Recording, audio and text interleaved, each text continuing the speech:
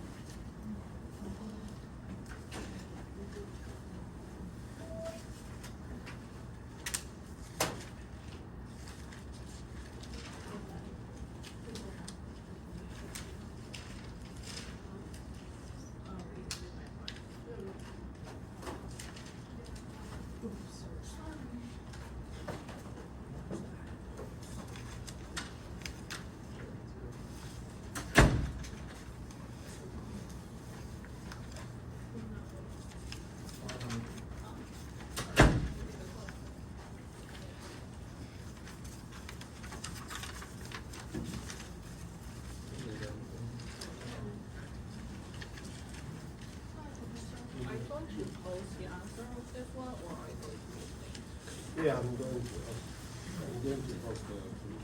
Yeah, I'm just wondering why it's minus.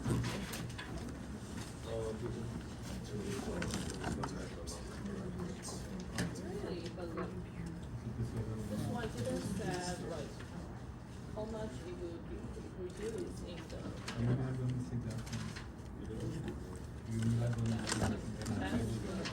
I think this is the question I can use this now. Yeah.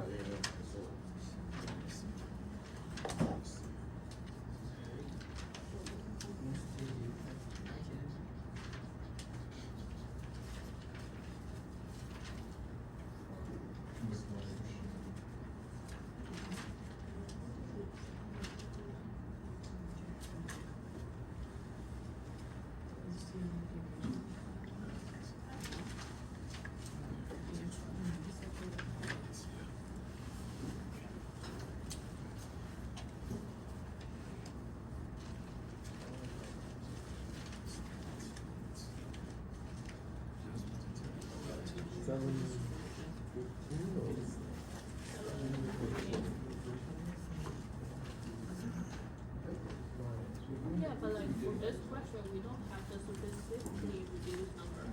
It's just saying that with the reduce of this, we do like. We assume that principal amendment can be reduced to 10%.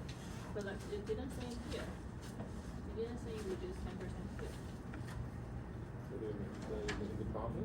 Yeah, and the problem is the same with the reduced reduction in this part will be divided equally between, so it didn't say the specific number. Really? Yeah, that's what we get from the textbook. That's what I'm saying, like, I'm assuming most people get it minus 50. Since that is the problem. No. Then we have to have this discussion. No. Or reduction side. Really, like, when we The are reduction. looking at the textbook, we didn't understand. You can see this? Yeah. This is the problems that I posted on Husky CT. Really? I think that's something one. Let me double check that. I was assuming this question is about that.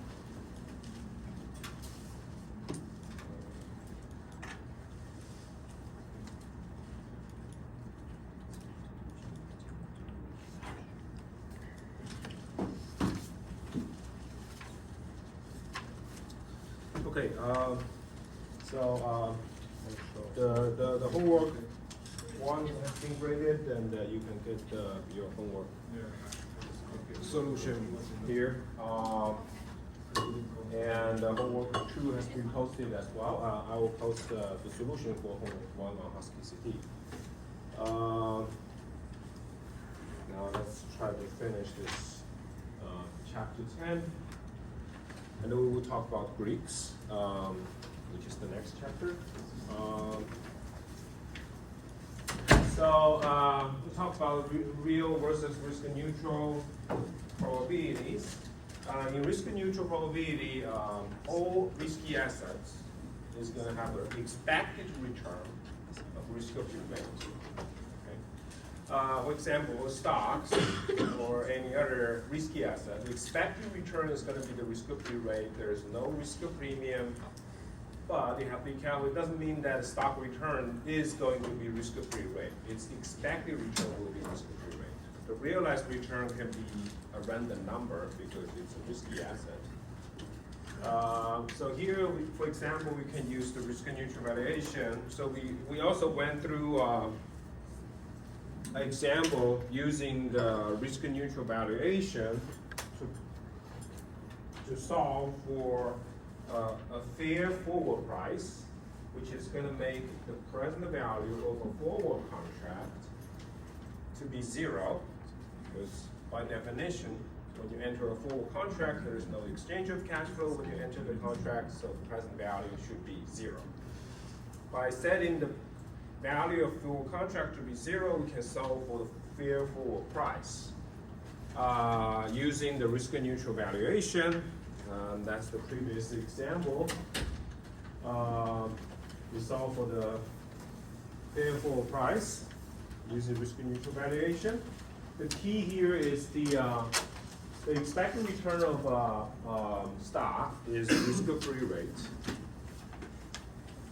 And then we show a trading strategy. So behind all these risk-neutral valuation, there is an arbitrage trading strategy, no arbitrage trading strategy. I also showed you the trading strategy behind it. So the trading strategy obviously is more intuitive, but it's more complicated. The risk-neutral valuation is quite mathematical, but it's relatively easy to solve. So that's basically two approaches. They are equivalent, but there are pros and cons of each approach. We will go through this arbitrage trading strategy again today because it's basically a delta hedge strategy for forward contract. And then we determine, we summarize some of our results based on that example. Now we're going to look at another example.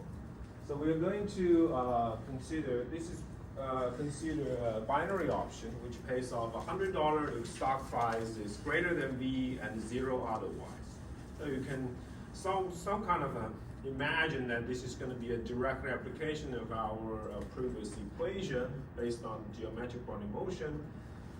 We want to solve for the risk-neutral probability of positive payoff and the value of the binary option. So let me ask, which equation are you going to use? So we have 4 equations. Which equation are we going to use? to solve that problem. We want to solve for the risk neutral probability that the stock price is gonna be greater than V.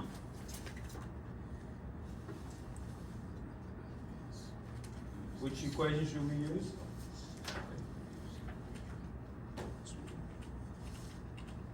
Which one? We have 4 equations. First, second, third, and fourth. Third one? Huh? The third one? Third one? No. We want to solve for the probability. The third one is probability is given. We want to solve for B. Okay. First one, right? We want to solve for use the first one, but this set of equation is based on real probability. We want to solve for the risk neutral probability. What is the difference?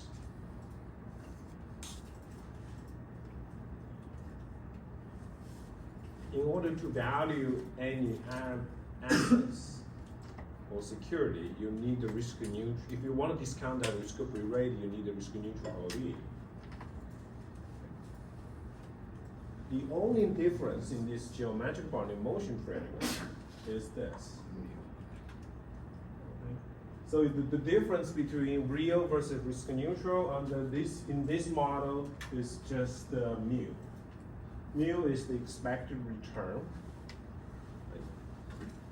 I explained this. Geometric boundary motion basically is equivalent to saying that the return is going to follow normal distribution with the average of mu and the standard deviation of sigma. So mu is the expected return. What is the expected return in the risk neutral world?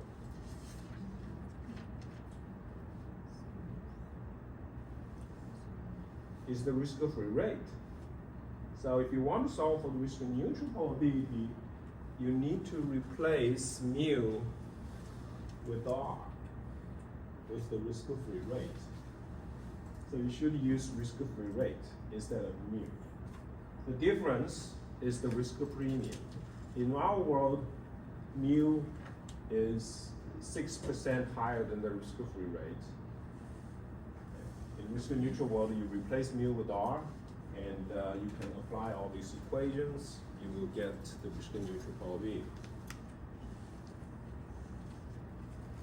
So, so that's the equation. So the only difference is that you're gonna have to replace mu with R in this equation, and you will get the risk neutral probability as t greater than b is n d2. If you heard about Black-Scholes formula, which is used to price options, European options, same idea, using geometric boundary motion, you assume that the expected return of a stock is risk-free rate, and everything else is based on this model. But we don't want to go through all of those. This is not a derivative class. So, so that's the risk neutral. Based on this, you can solve for the risk neutral probability that the stock price, the future big T, is going to be greater than V, and the value of this binary option is going to be the risk neutral probability of positive payoff, which is $100. So that's going to 100 times ND2. That's basically the expected risk neutral expected payoff. You discount it at a risk-free rate. So that's going to be the value of this option. And that's the value of this binary option. This is using the risk neutral valuation to wrap the application. Black-Scholes, we don't want to go through this, but the idea is the same, that you basically calculate the sum expected risk neutral expected payoff, stock price, gonna have an expected return of the risk-free rate, and you can discount at the risk-free rate to solve for call and put.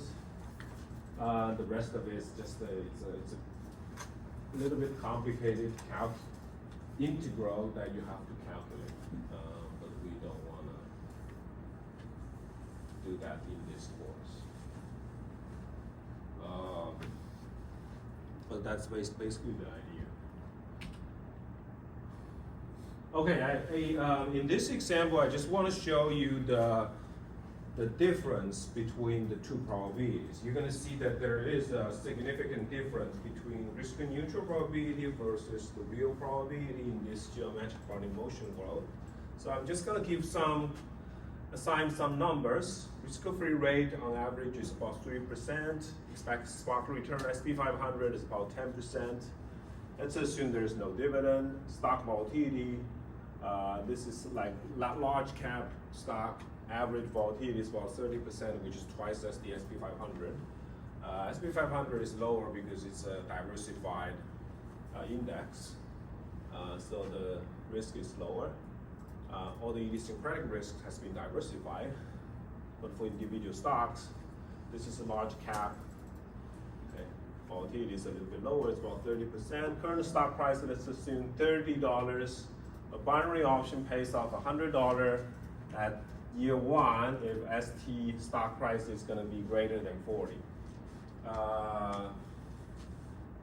We want to solve for the real probability stock price is going to be greater than V, and the risk neutral probability stock price is going to be greater than V. Before we do any calculation, intuitively, which probability do you think is going to be higher?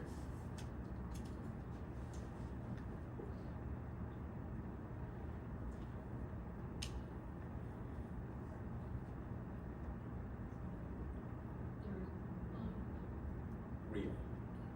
Thank you. Right.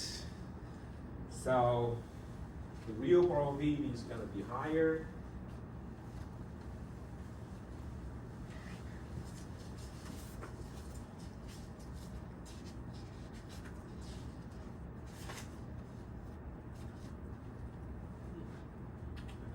Actually, the result is in the next slide. But intuitively, it's pretty straightforward that this is the T. Starting from date 0, you have the stock price. Initially, the stock price is S0. In the risk neutral world, the stock price is going to grow if we assume no dividend stock return is just a capital gain, and just fully associated with these capital gains, so the appreciation of stock price. This is going to be the trend.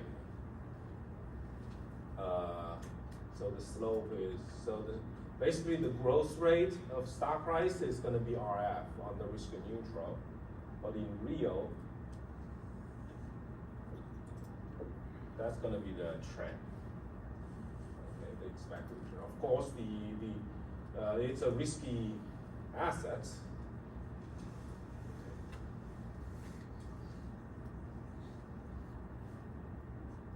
This is real. This is going to be risk neutral.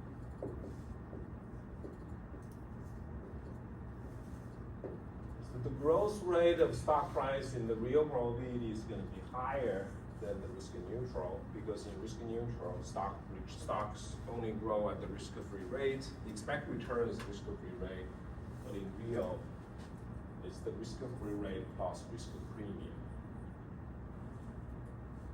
So you can imagine, right, the probability of reaching certain level, because in real, the growth rate is faster, the expected growth rate is faster, so the probability of reaching a certain level price level is going to be higher than risk neutral will be.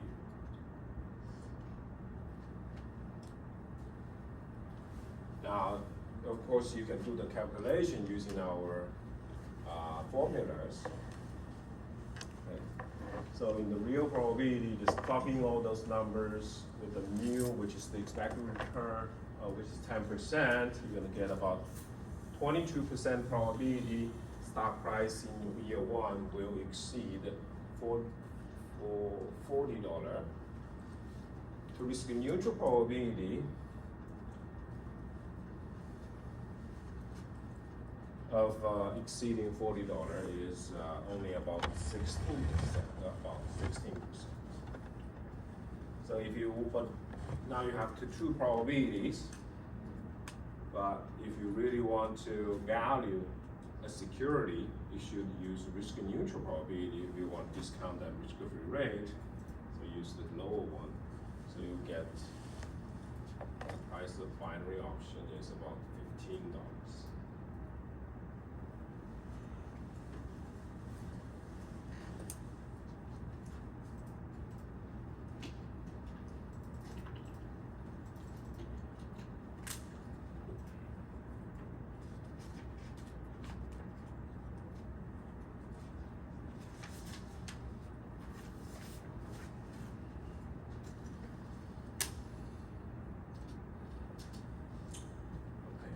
Now let's take a look at the scenario analysis. Scenario analysis is pretty simple. You just list a bunch of possible scenarios and try to evaluate your portfolio in each scenario. So in valuation, we work in risk neutral world. In scenario analysis, we work in the real world. There is no present value. Well, I should not say there's exactly no present value, but we are interested in examining what might happen in the future, okay, in the real world.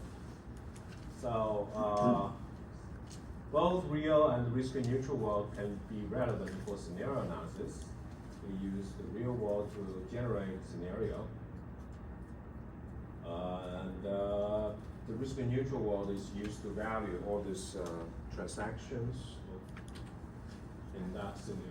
So let's look at an example.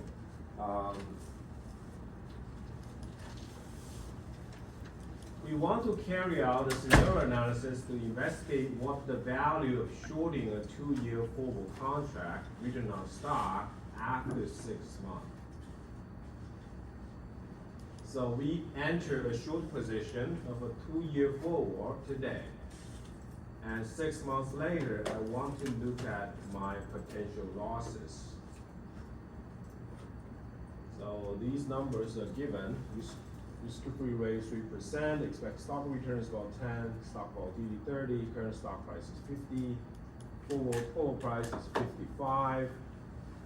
We are interested in the worst scenario, which means my losses, when my position suffer from losses, outcome in 6 months. And I want to solve for the 1% tile point of the distribution of the contract value is 6 months. What is going to be my worst scenario, like 1%? What's the 1% scenario? I take a short position. Therefore, the worst scenario for me is going to be the best scenario for stockholders.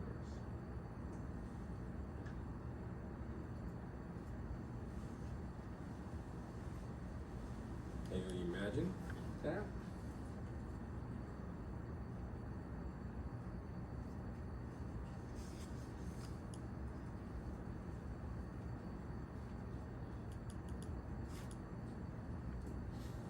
So first of all, right, because I want to solve for the 1% worst scenario, for short position, that's associated with that's the exact 1% best scenario for stockholders. So you want to solve for the stock price such that stock price greater than that V is going to have a probability of 1%. We want to solve for the B, and we have derived that equation. Okay, Q is 1%. We can solve for B. Given this geometrical motion, this is the equation. And this 1% is real probability. We are not doing any valuation here.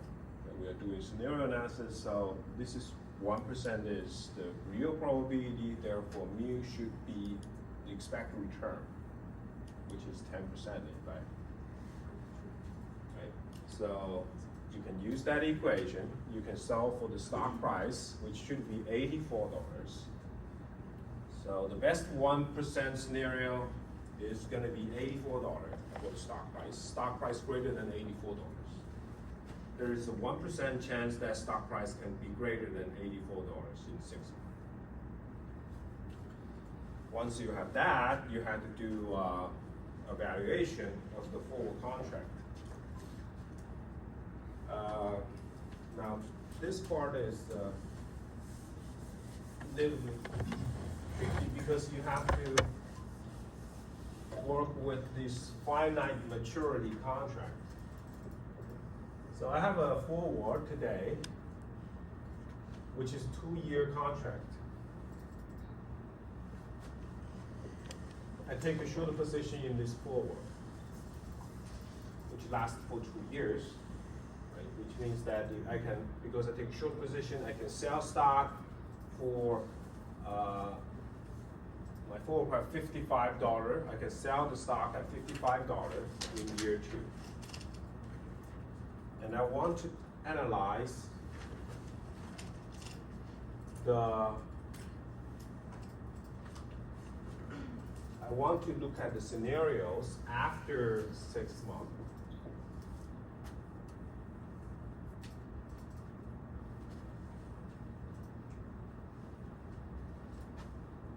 Want to generate scenarios, do scenario analysis for 6 months later.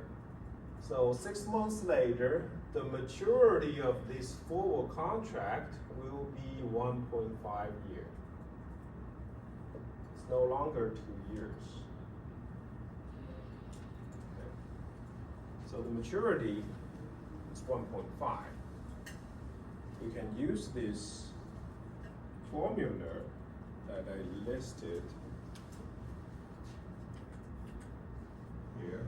For any time between inception and maturity, this is the value. These are the value of the forward contract. At inception, both of them are 0, but afterwards they're not going to be 0. So we are going to, because you take short position, we're going to use this formula. You don't have to memorize those formulas because I will provide them in a formula sheet in the final exam. But that's the formula that I'm going to use. V is the stock price, which should be $84. That's the best 1% scenario. We want to look at that scenario. So V is going to be 84. K is forward price, which is $55. Risk-free rate is 3%. Maturity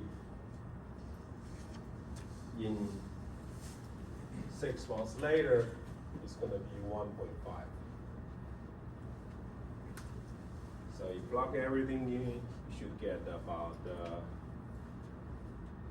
the value of this short-in position is going to be $31.60. So you're gonna, the worst 1% scenario is going to be $31.6 loss. So you can imagine that. Well, I guess you can. This give you some this kind of scenario basically scenario analysis basically give you some idea about your potential loss. Okay, this is kind of like, you know, I have some idea that in the worst case, my loss is going to be about $31 when I take a short position in this forward contract 6 months later.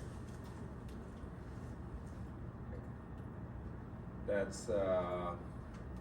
That's an application of the scenario analysis.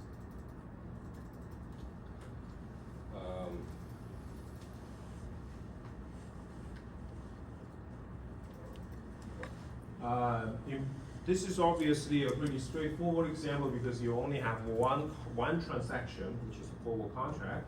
But if you have multiple transactions, things will be more complicated. So, financial institutions usually have many securities in their portfolio, so you have to model the underlying asset or interest rates. For stock price index, we usually use this geometric bounding motion, which is also called random walk process. So this geometric running motion is a type of random walk process. It basically means that stock returns cannot be predicted. So the expected return is a constant. For interest rate, commodities, and the credit spread, we usually use something called a mean reverting process. There are mainly two types of processes in financial variables. One is random walk. You just look at the stock price.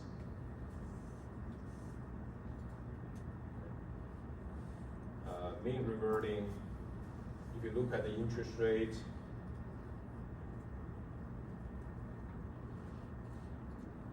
so there is kind of like a long-term average.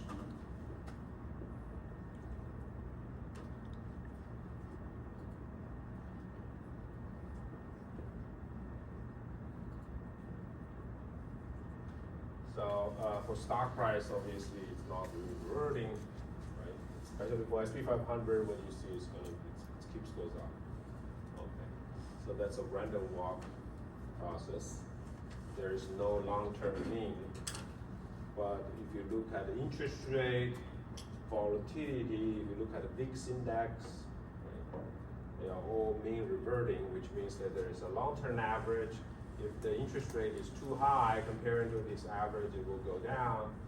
If interest rate is too low comparing to long-term average, it will go up. It's going to somewhat fluctuate around this long-term mean. Same for the volatility. Okay? So there are these two processes.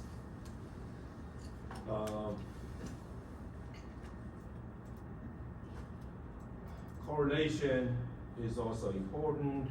So they usually use some kind of simulation to do the scenario analysis. We will learn historical simulation when we estimate VAR, which is a special kind of Monte Carlo simulation based on real data. I'm going to show you that later, 2 weeks later.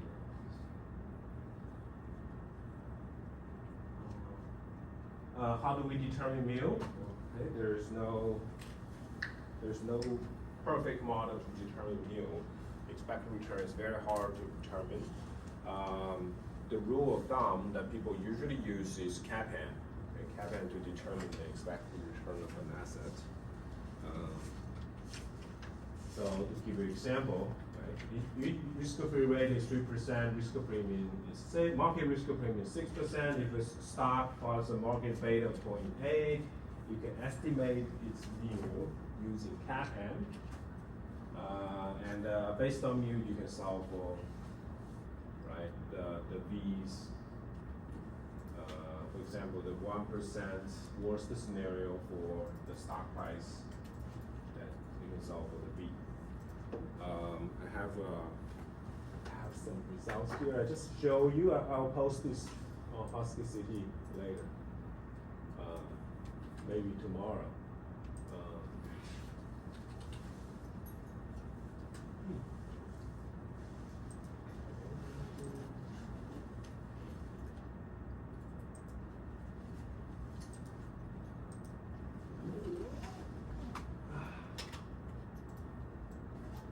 Maybe I don't need this. So mu is basically 6% times 0.8. You can solve for mu using CAPM. Mu is the expected return.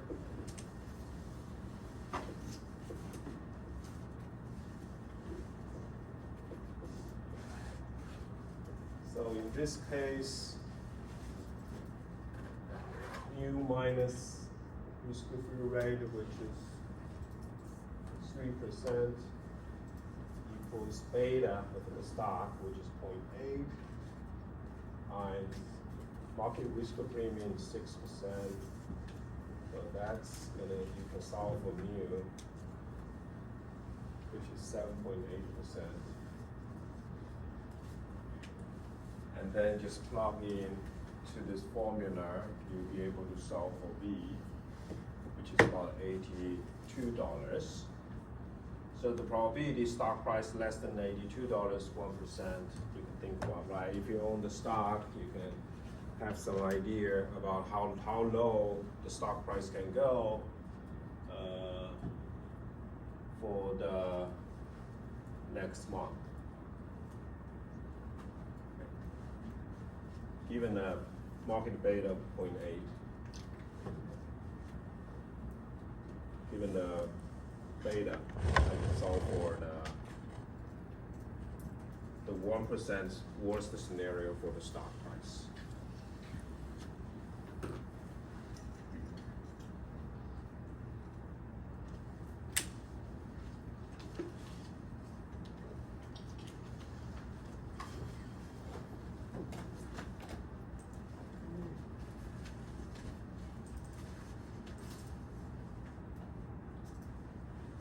Now we're going to talk about Greeks today, mainly talk about Greeks. Greeks are basically used by traders, which is kind of like what they call the front desk in a financial institution. So this is the structure of this risk management in a financial institution. So they have front office, middle office, and back office. Front office are those consists of those traders work in front office. So the trading function within a financial institution. The middle office is the part that concern about overall level of risk being taken, make sure that the bank satisfies the capital requirement and the regulation of compliance. And the back office, they basically keeps record. There are two levels in managing the trading risk. The front office hedges risk by ensuring that the exposure to individual market variables are not too great. Ideally, traders want to make sure that their exposures to all the market variables to be zero exactly. Unfortunately, there's these trading frictions, which means the transaction costs. So whenever you trade, there is a cost. Okay? It's like a friction. Ideally, there should be no friction, but that's not the case. So whenever you buy or sell, there is a small cost. And there is a liquidity issue as well. You may not find the exact number of contracts you want to long or short. So there is all kinds of reality issue which we call frictions, and you won't be able to make sure that you have zero exposure to all the market variables. But you still want to keep them as low as possible, as close to zero as possible. I will talk a little bit more about that later. Which variables can be said to be zero, which cannot be. You may not be able to make those exposure to be zero. The middle office aggregate the exposure to all the traders to determine whether the total risk is acceptable. So middle office is, they don't use these Greeks, they use VAR, value at risk. So those measures, which is kind of like an aggregate measure of the overall risk of a financial institution. So you want to make sure that the entire, as a company, right, as an institution as overall, your risk is within the level that you can take, you can bear.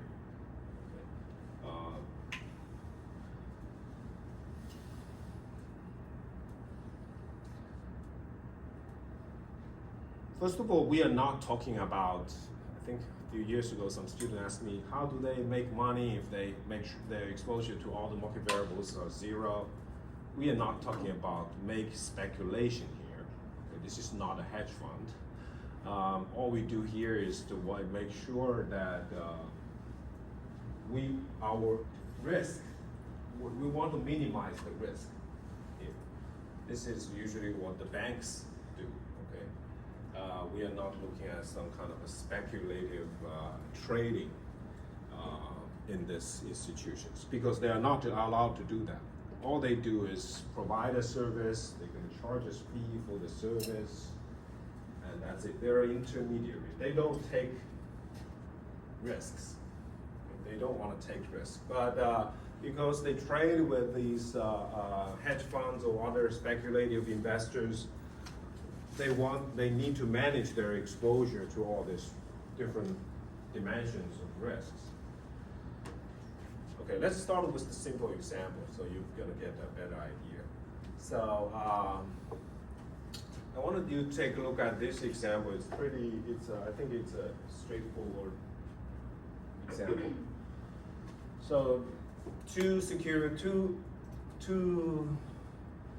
stocks, two ETFs actually. So they trade like stocks. You can trade them like trading stocks. So there's this blue line. This blue line is represents SPY, which is the oldest ETF on S&P 500, and the red line represents SSO, which is another ETF. You can see what you can see here. Correlation. Okay. In fact, they're 100% correlated. So I choose these pairs of ETFs. They are 100% correlated. So that's the previous chart is just the price of these two ETFs over time. And now we can look at the return, the daily return of these two ETFs. What can you learn? What can we learn from this figure?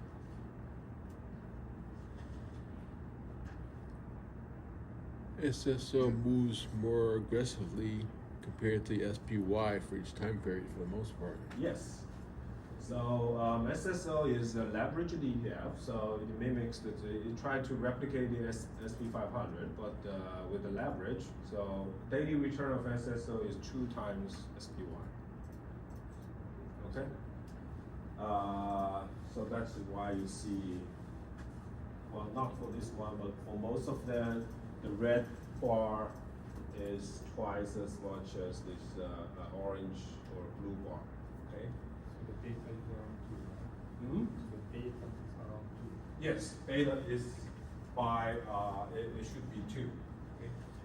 Now I think those are given. Now the key question is, how do you hedge SSO with SPY? My question is. So if you have $100 invested in SSO, you have $100 in SSO.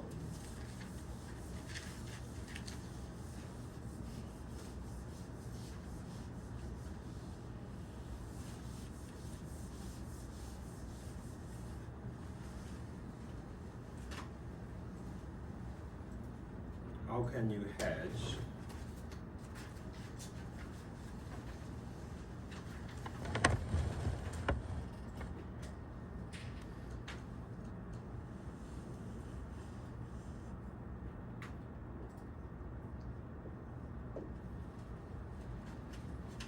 How can you hedge your position with SPY?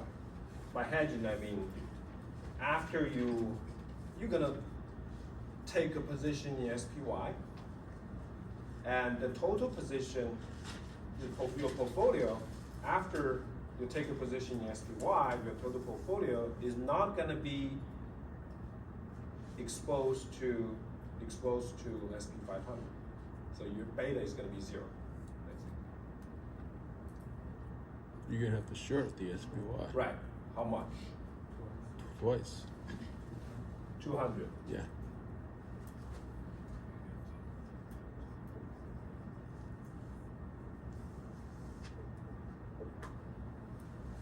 So you need to short $200 of SPY. So this minus sign means short, means shorting. Now let's look at two. So I'm going to hold this position. I'm going to show you why you have now your portfolio profit or loss for different SP 500 returns. So in the first scenario, let's say that SP 500 has a 1% return.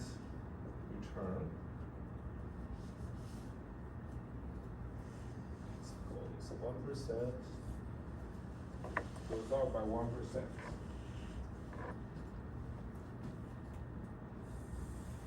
Your SSO, then SPY should goes up by 1% too. SSO should goes up by 2% by definition, because it's a leveraged ETF. Now, because you have $100 invested in SSO, so it goes up by 2%. So you're gonna make $2 profit. SPY goes up by 1%. You have a minus $200. So you're gonna lose $2. So it's 200 times 1%. That's minus 2. Okay. This is 100 times 2%, which is 2. So the total profit is going to be 0. This is what we call hedging. You want to eliminate your exposure. So your portfolio is not going to be driven by SP 500 anymore after hedging. SP 500 goes down by, let's look at another scenario, SP 500 goes down by 2%. SPY is going to go down by 2%. SSO is going to go up by goes down by 2% too. Sorry, 4% because it's 2 times SPY. So given that you have $200 minus $200 in SPY, 2%.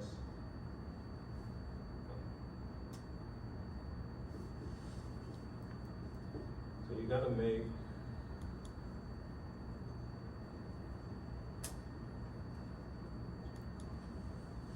profit of $4. And SSO, you invest $100 in SSO. Now it goes down by 4%.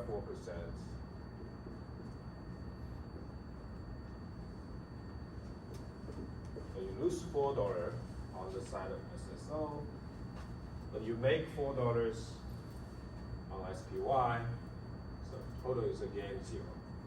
So you can see that either whether the SP 500 goes up or down, your portfolio return is 0. You can think about your portfolio as a 0 beta, or portfolio is just a 0 exposure to SP 500. This is what we call the delta hedge.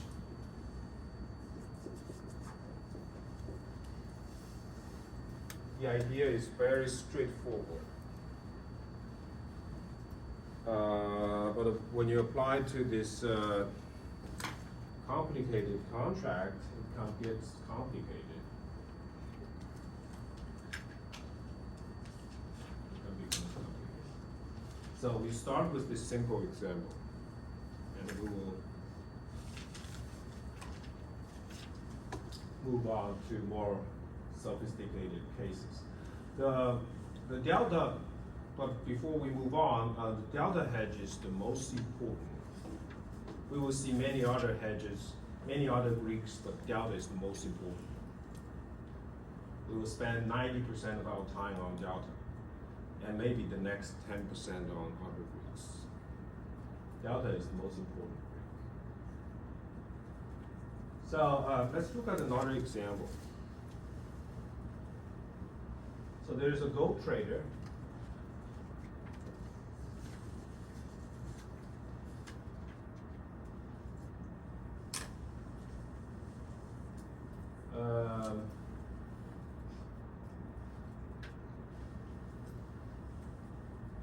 this is the portfolio of that gold trader.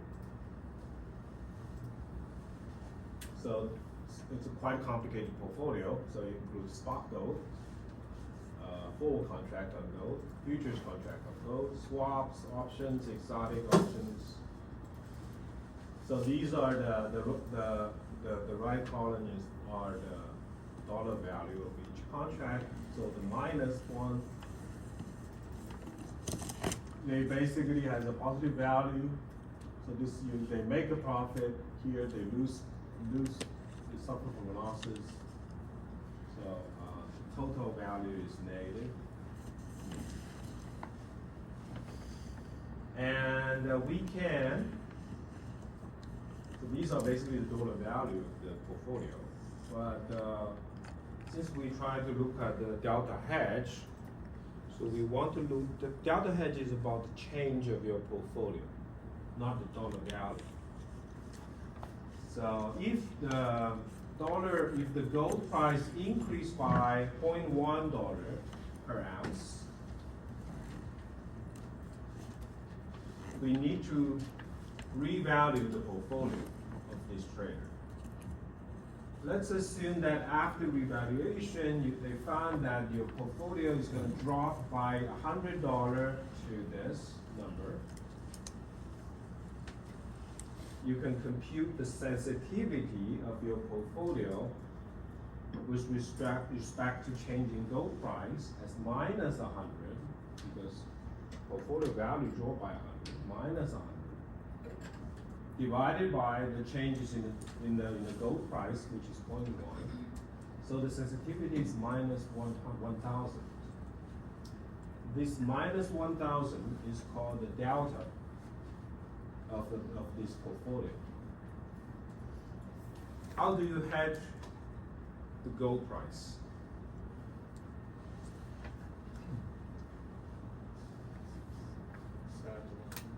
Hmm? Future? Can we make it simpler? You can use futures. Just buy some more gold. Just buy more gold, right? How much more? 1,000.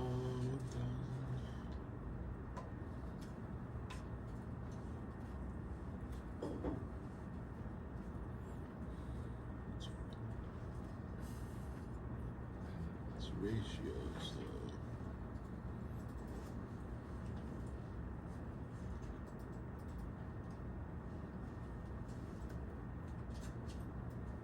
So if gold price increased by $0.1, your portfolio value is going to drop by $100. So if you want to hedge the risk of gold price, you want to buy an asset. If gold price goes up by $0.1, that asset value is going to increase by $100, right? So you lose $100 on this portfolio, but you're going to make $100 in that asset. So the total effect is zero. Now the question is, what is that type of asset? Dollar. Gold. How much gold? Buy silver. No, that's not a perfect hedge. silver price and gold are not perfectly correlated.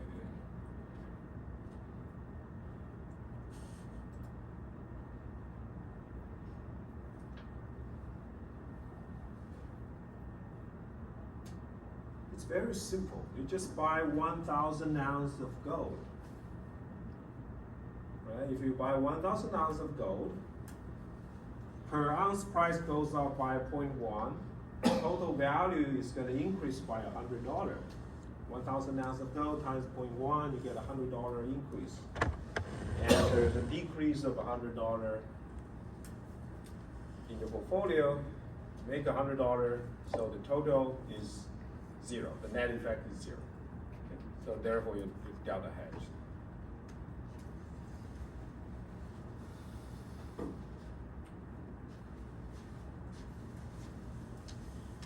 So you need to buy 1,000 ounces of gold.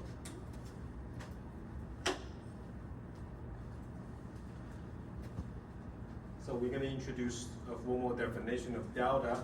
So delta is the partial derivative, so mathematical, in math, we call it partial derivative of portfolio with respect to the price of underlying asset. The reason that is called partial derivative is because market variables change, they change at the same time.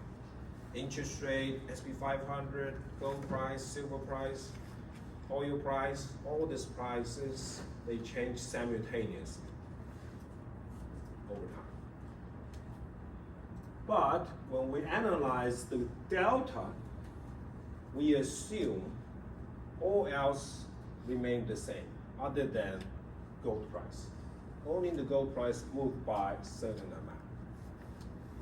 Okay, so that's why we call in math, this is called partial derivative.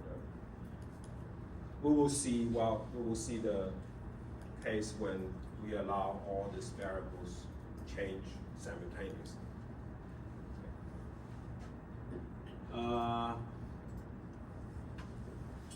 So this is delta. Delta, the numerator is the change in your portfolio value, DP. The denominator is the change in the underlying asset, which is gold in this case. So for example, in the previous case, if gold price increased by 0.1, your portfolio value increased by 100. So you can use that formula, you can compute the delta of this portfolio. It is minus 1,000. And again, if you want to delta hedge your portfolio against these gold prices, you should buy 1,000 ounces of gold, because if gold price increased by 0.1, you will make $100 from this position, and you lose $100 from the previous portfolio, so the total profit is 0, which means that your delta hedged. And what is the delta of these 1,000 ounces of gold?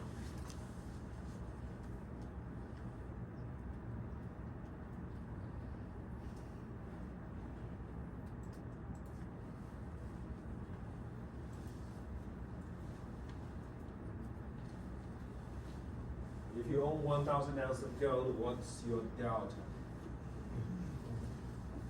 It is 1,000.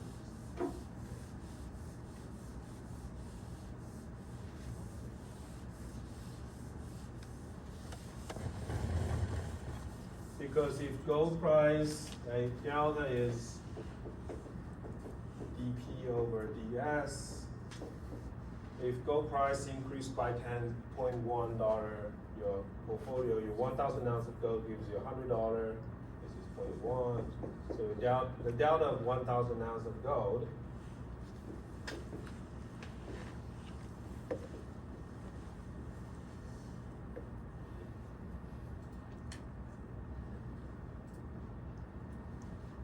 is 1,000. Call it plus 1,000. Now, you basically, what you did is that if you look at the delta of your portfolio, or regional portfolio is minus 1,000. Now you buy 1,000 ounces of gold. You got plus 1,000. Delta equals plus 1,000. The total delta is 0.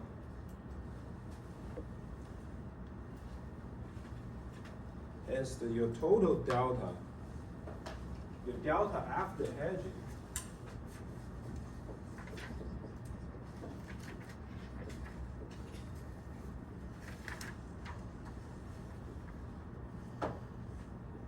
is 0. Plus 1,000 minus 1,000 is 0. Because your delta after hedging is 0, that is why this portfolio has 0 exposure to the gold price. So you can also interpret this delta as some kind of risk exposure. In fact, all the Greeks are certain kind of risk exposures. This is the most straightforward one. And this portfolio is called delta neutral portfolio. So delta neutral portfolio have zero delta to the underlying price change. So they're called delta neutral portfolios. So you said the delta P is the change in the portfolio and the delta S is the change in the underlying? Yes.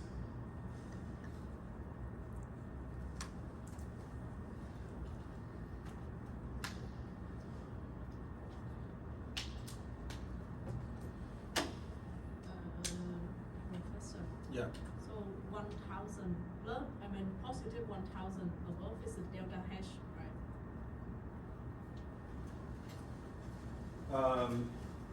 This Yes. number is the delta of that 1,000 ounce of gold. This is called delta hash, right? No. Right. When you buy this 1,000 ounce of gold, this is called delta hedge. Delta hedge basically makes your portfolio to be delta neutral. What I'm trying to show you is why this is delta neutral, because your original portfolio has a delta of minus 1,000. And this 1,000 ounce of gold has a delta of plus 1,000. So if you put them together, the hedged portfolio has a delta of 0. So we call it delta neutral. But this trading is called delta hedge. Okay, so basically because you have certain exposure to the gold price, you buy the underlying to offset the exposure and make this exposure to be 0. And hence your portfolio is not going to be driven by gold price. You basically, the idea here is that you want your portfolio to be, the value portfolio is not going to be driven by gold price. You want to hedge the gold price.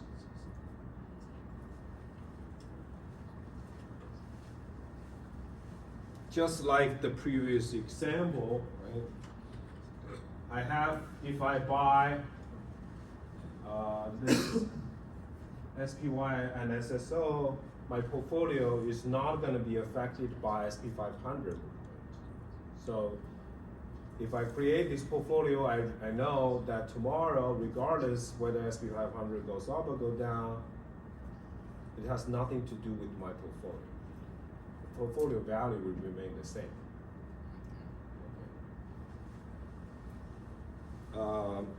Hedging is just a way to remove the risk. Doesn't mean that you can make money out of it. You're not speculating here, right? If SP 500 goes up, you delta hedge. You don't benefit from the surge of the SP 500. That's the cost of hedging. But for financial institutions, they want to minimize the risk, not to speculate whether the SP 500 is going to go up or down, or whether the gold price is going to go up or down.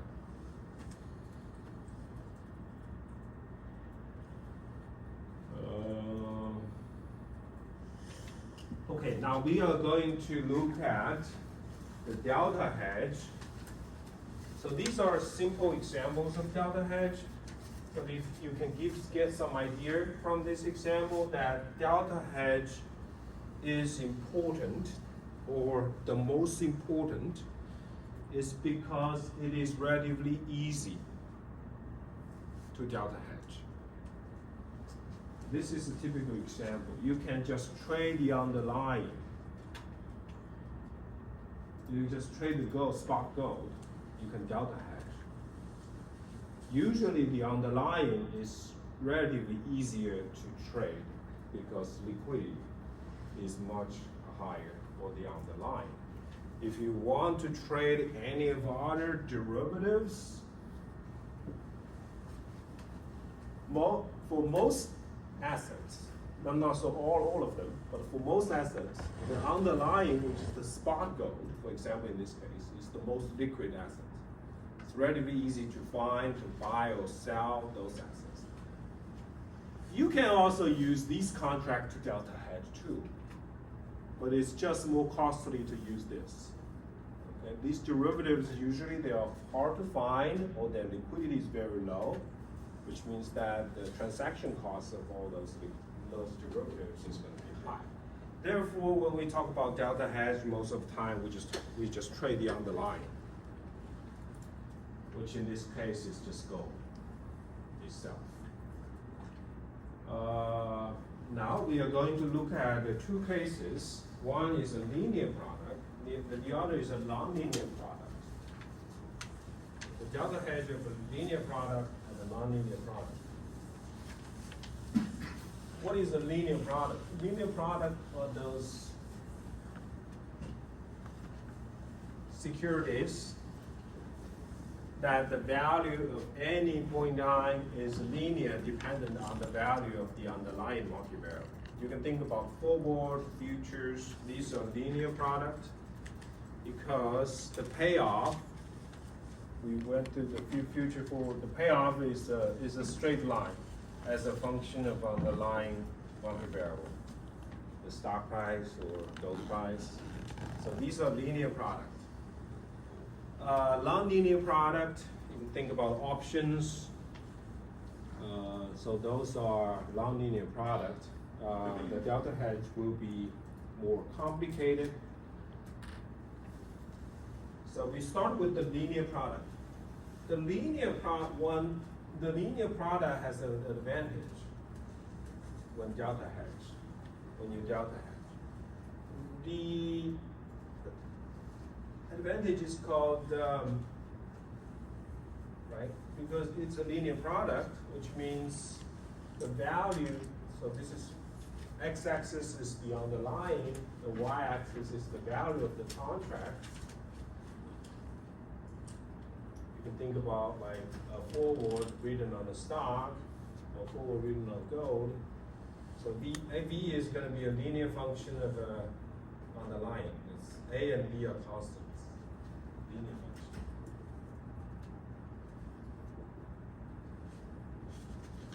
So if it's a linear function, you can imagine the delta, which is a partial derivative of the value of this contract with respect to the underlying. For linear contract, this is very simple. It's just the slope, which is a constant.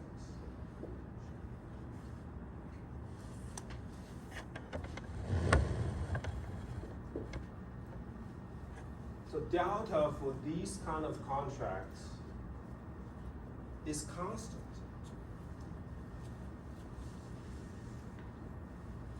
Regardless of the underlying price, it's a constant. Whether gold price is $1, $10, $100, it doesn't really matter here because delta is a constant.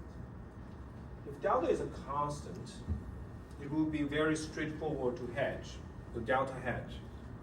Right? You just need to create your hedging portfolio and hold it until the maturity of the contract.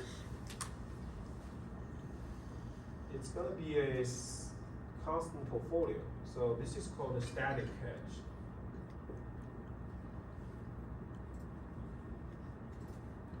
Which means buy your hedging portfolio and you can forget about it. There's nothing you need to do afterwards. You're done.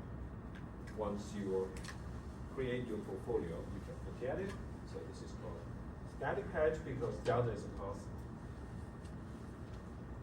constant. Now, we will see later, for nonlinear contract, delta is not going to be a constant. If it's not going to be a constant, it's going to be a function of stock price. For example, it will be much more complicated because you cannot just buy and hold your portfolio. You have to a rebalancing portfolio, that's called dynamic hedge. So every day, wake up in the morning, you look at the stock price, you have to adjust your hedging portfolio. That's the dynamic hedge for a non-linear contract. But let's start with the linear contract. Sorry, just one question. That's after the data, that's a derivative, right? Which one? The- B? No, just data equals V. Yeah, it's a partial derivative of V versus that to stock price, yeah. So let's look at this example. So you enter, there is this forward contract, you enter a forward contract to buy 1,000 shares of Meta 6 months later for $120 per share. The continuous compound risk-free rate is 3%. Assume no dividend. How much is your delta? Recall that the value of long in the forward is this equation.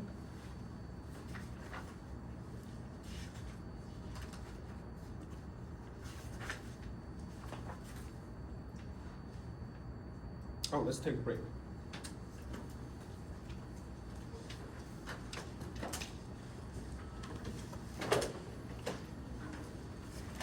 Sorry about the topic question. I didn't realize here that some notes.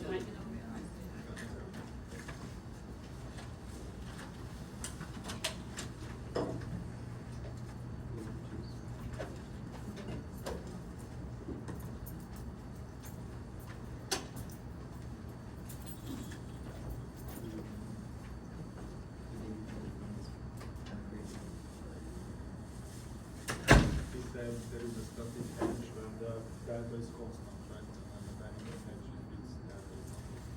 Yeah, for like static hedge, so actually the delta is here still for the dynamic hedge, so we need to adjust. Yeah. For, like, the hedge, like everything, because it's like. That means that delta is not constant, right? Yeah.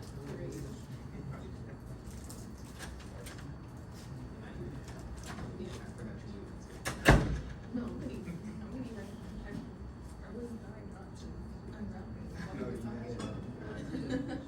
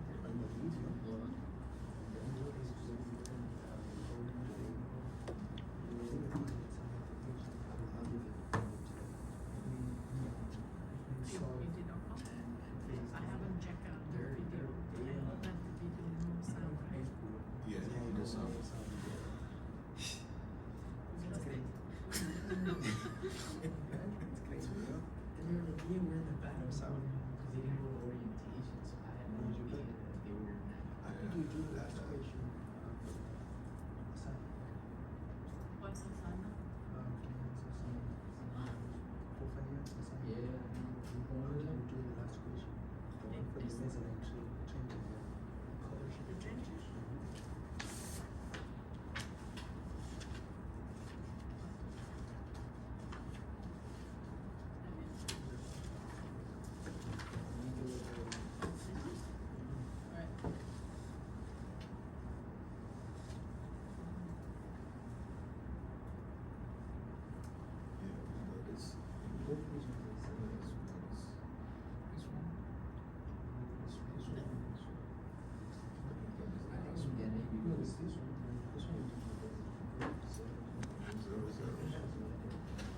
Show you back so far, this is really difficult.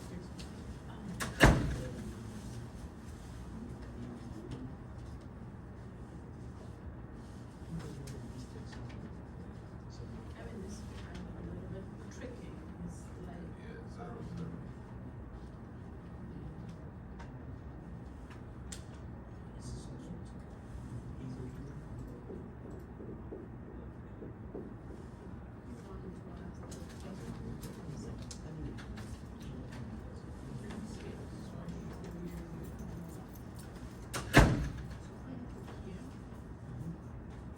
Do you do the same? Okay, so if you are this how to do. This is kind of straightforward, except this one. This one. Oh, this is the 10, right? But when you apply for the CDO, you keep this active on your So this is quite good, but this is kind of obvious because of what I see.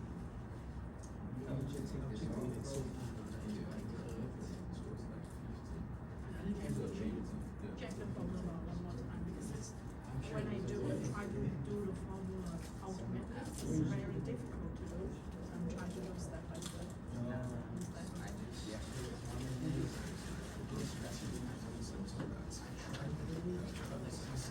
Sorry.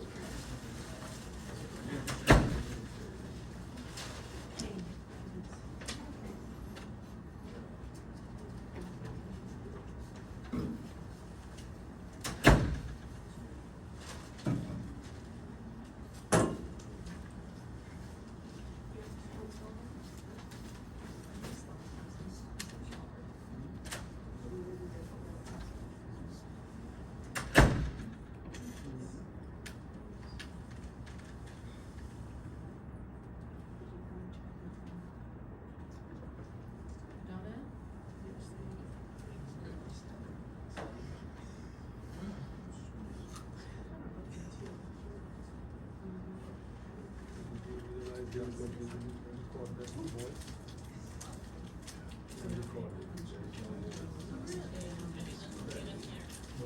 At the beginning, It is, but like, this is your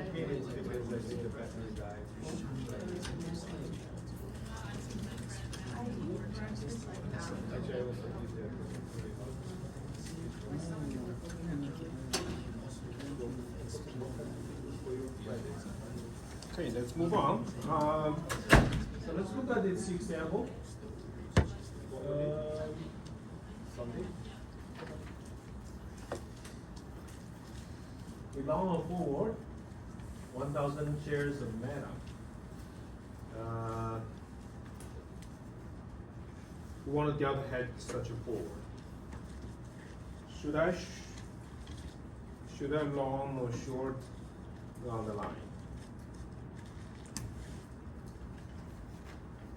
You're already long, so you're gonna short. You should short. What is the delta here? How much is the delta? Let's assume the underlying is 1 share of Meta, 1 share of Meta stock.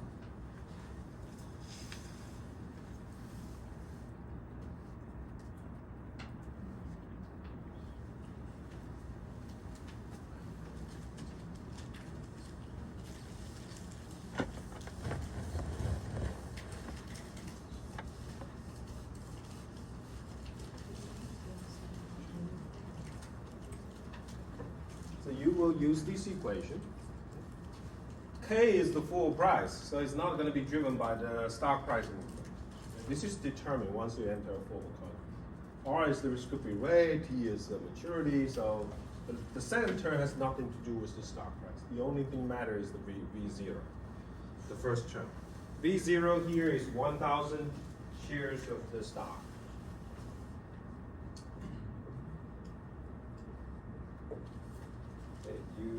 Because this full contract allow you to buy 1,000 shares of Meta stock. So V0 is 1,000. This is the share price.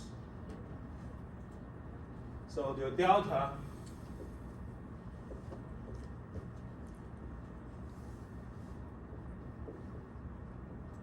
is 1,000. The partial derivative of your forward contract with respect to the underlying. In this case, this is 1,000.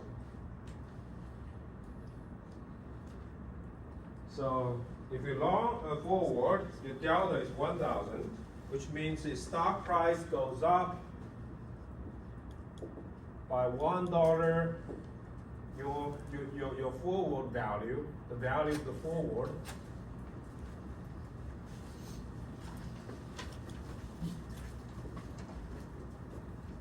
the market value of the forward will go up by $1,000.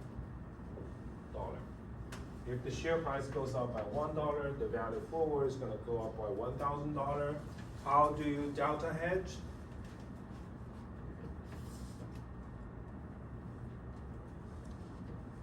You gotta drop 1,000. You short 1,000 shares of Meta.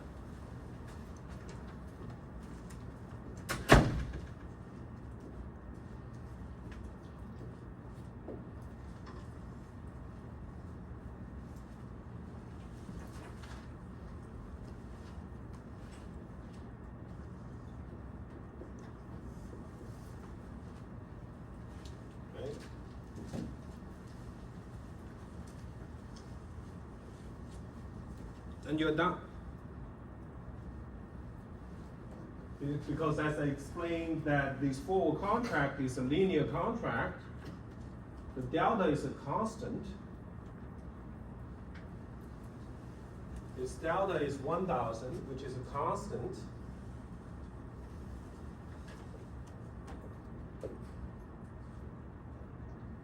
So you short 1,000 shares of stock and hold it until maturity.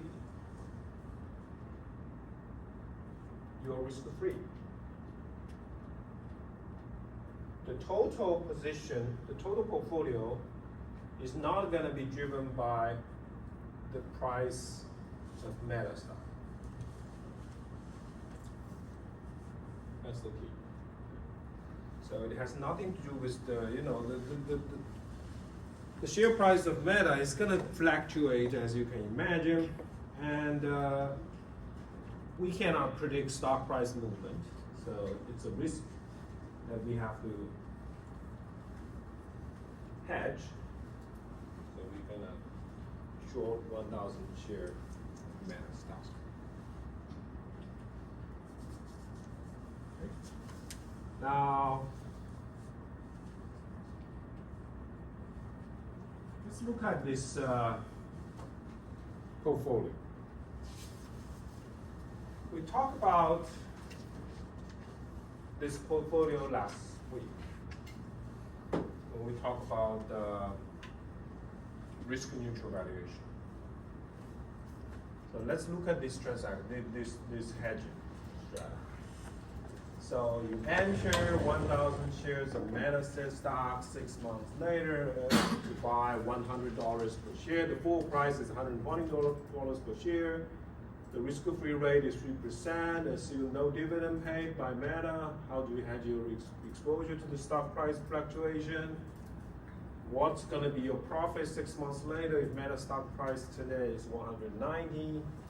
What is the no arbitrage full price? So let's look at this trade. So we just want to check with that was 1,000, we just credited for 1,000 shares. Yes. So S0, the underlying, I define it as 1 share.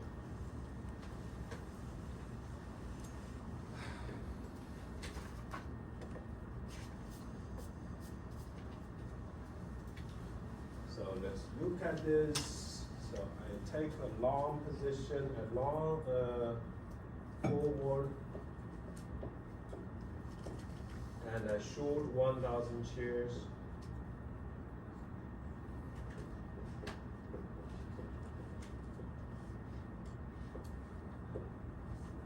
Okay, let's look at the cash flow at both stage 0 when you enter the forward and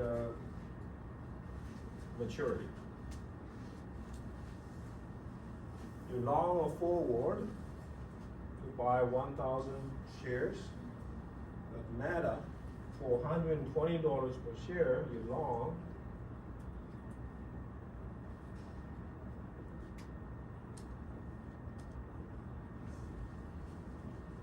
And that's going to be your cash flow of a $0 transaction at day 0 because you bought into a forward contract. There's no exchange of cash between you and the short side. At the maturity, you pay $120 per share to buy Meta stock, which is going to price at S big T. And this contract allows you to buy 1,000 shares. Now you short 1,000 share, which means you short 1,000 share, you're going to receive, right? You borrow the shares and you sell them to the market at the market price of $190. So you will receive 190 times 1,000. You will receive this proceed. And at big T, you will have to buy back 1,000 shares to return. Therefore, you're going to have to pay the market price to buy back the shares. And assuming that you're going to save at the risk-free rate.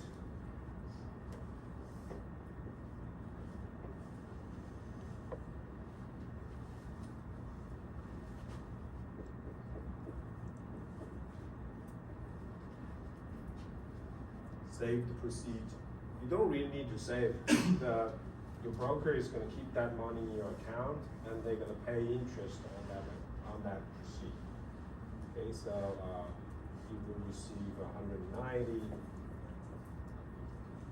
I have some kind of a continuous compounding rate for 3%. contract is 6 months. 3% times what? Yes, 3%. Thank you. 3% times 0.5. You can look at the total cash flow. 0, take 0. At big T, okay, take the sum, these two will be cancelled.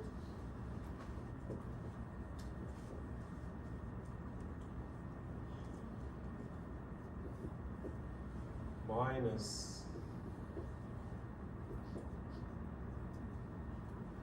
that's going to be your profit or loss at big T.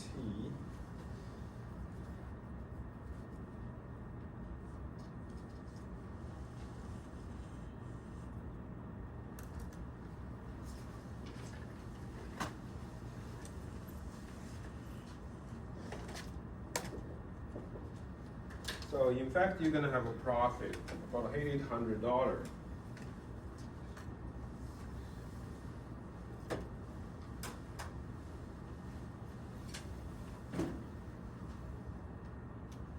We went through this trading strategy last week.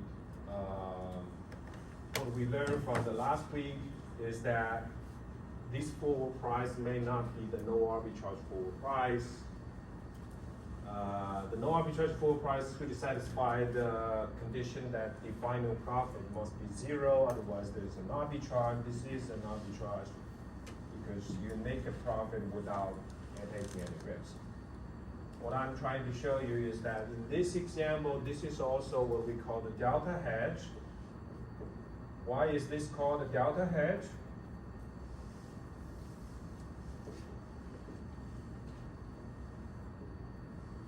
because once this hedging has been set up at date 0, your portfolio, once you create this portfolio at date 0, you don't have to do anything. You hold it to Big T. Your portfolio is not going to be affected by the stock price at Big T. That is delta hedge. So you don't expose to the stock price. That's the whole point. Delta hedge is a perfect example of delta hedge of a linear product.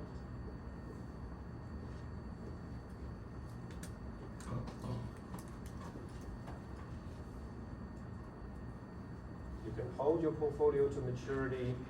Don't worry about the stock price movement. At maturity, your portfolio is going to be independent. Has nothing to do with the stock price at Big T. Okay, that's and it's perfectly hedged. Perfect hedge.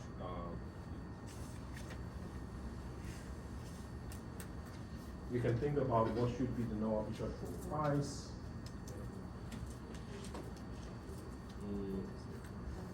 According to the equation that we derived, the no arbitrage for price should be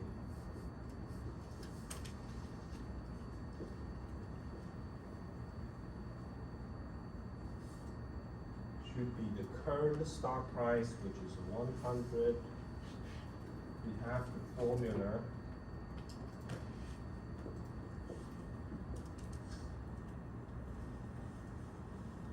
Which is 120. Current stock price is 100. Current stock price is 1119. E to the power of risk-free rate is 3% times 0.5. The no arbitrage floor price should be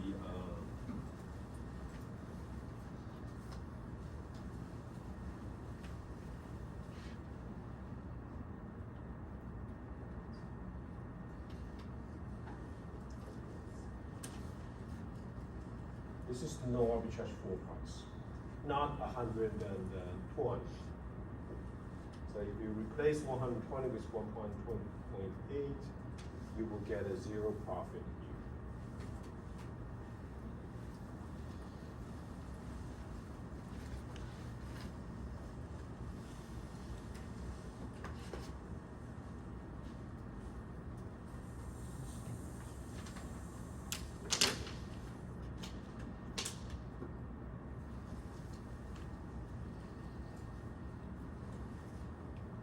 So to summarize, delta hedge of linear product, delta is a constant.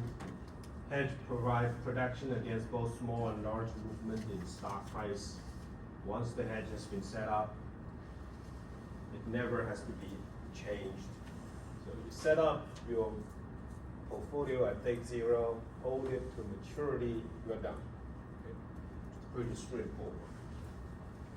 And you are perfectly hedged against both small and large movement in stock price change, whether there's a daily movement in the S&P 500 or like a special day that the Federal Reserve announced their rates decisions or earnings report. In those days, the stock price is going to move a lot. And well, when you delta hedge, you want to make sure your portfolio price value is not going to change in either of those days when the stock has a small movement or large movement in stock price. And for linear product, this delta hedge is perfect, so you can hedge both small and large movement. This is not the case for nonlinear product. We will see that. So now let's look at the nonlinear product. This is far more tricky. So the problem about the nonlinear product is that if you think about the call option, any of these options or any security with this payoff which is close to an option, it's going to be tricky.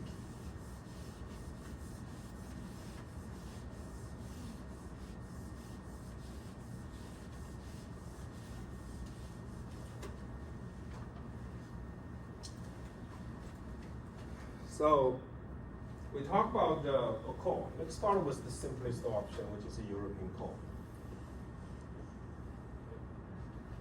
So you have a strike price. We talk about payoff of a call. That's the payoff of a call.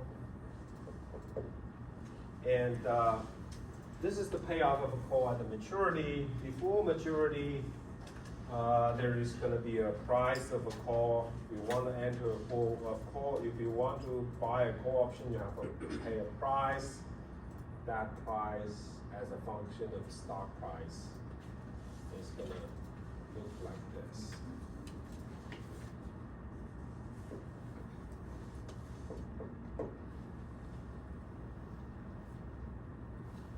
So to interpret it, right? So for this side, we call them in-the-money options, in-the-money calls. In-the-money calls, the price of a call is going to be slightly higher than the payoff. So in both in the out of money, they're going to be slightly higher than the payoff. The out of money, the reason that there is a small price for those calls is that there is a small chance that stock price can go up and the option will mature in the money. So there is a price that you have to pay to enter this call. But you can see that the problem here is that it's a curve.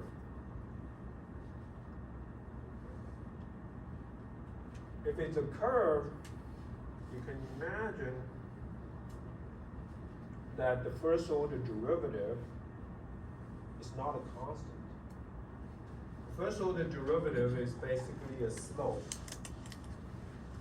Think about like the price of a call divided by the price of a stock, of underlying stock.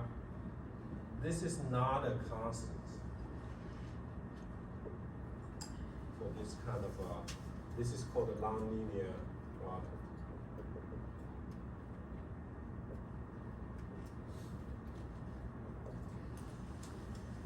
If it's not a constant, you can imagine that you have to rebalance the portfolio over time as stock price moves. When you delta hedge such a position. So make a delta nonlinear harder to hedge, make nonlinear portfolio delta neutral, only protect against small movement in the price of underlying, hedge needs to be changed frequently.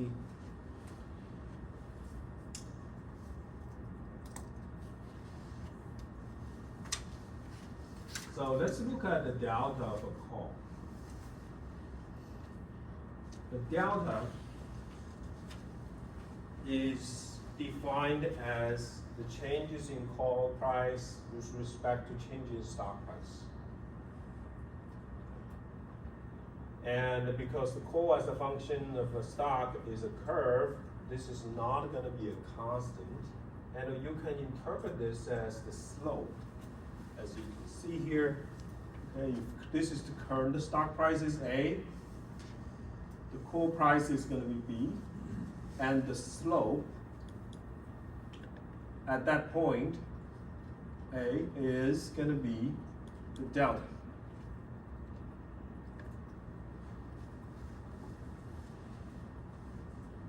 Of this call, where stock price equals to A.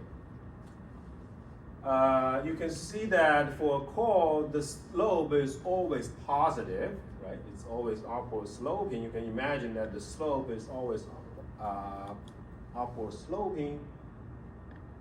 And as stock price goes up, you can see that, right? On this end, the left side of the curve, the slope is almost zero. On the right side of the curve, right, if you move the stock price up, the delta is going to increase, the slope is going to increase. You can imagine. And on the right side, the slope is gonna be, actually it's gonna equal to 1. We can look, so in fact, for the calls, you can see that the delta as a function of stock price. This picture shows you the delta as a function of stock price. So when stock price move up, your delta is going to increase from 0 to 1. When stock price goes up to infinity, you're going to be, your delta is close to 1. So we can, what the exact shape will depend on your option model. Okay, like you can use Black-Scholes or whatever. It's going to give you a shape of the curve. But on this side and the right side, they're going to converge to 0 and 1, and it's going to be increasing, strictly increasing. This has nothing to do with the model that you use. So I can give you a little bit more intuition here. Okay. On the left side,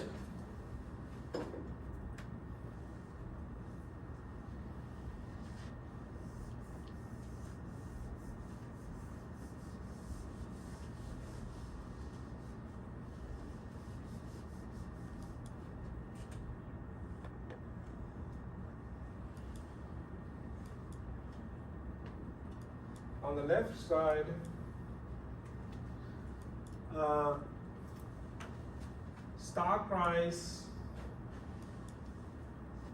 is going to be very close to 0. Okay. If stock price is very close to 0 and the strike price there's a certain strike price, positive strike price, the chance that the stock price will move up to the strike price is almost 0. So if, for example, if this is $100, this is like $0.1, right? The chance of the stock price move from $0.1 to $100 in a month is close to 0.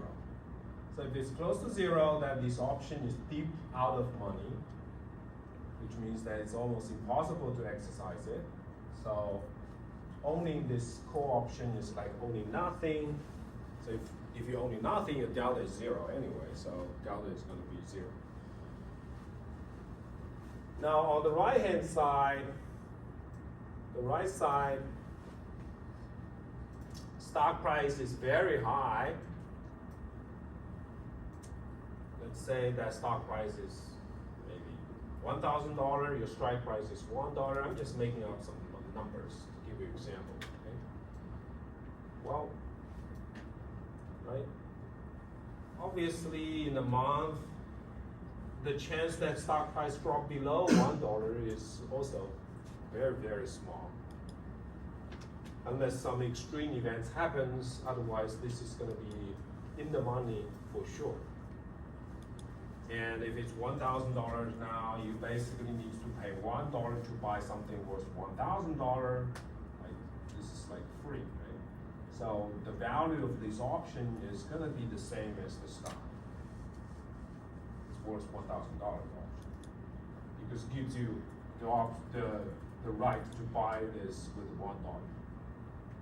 So the option value is 1,002. So owning this option is like owning a stock.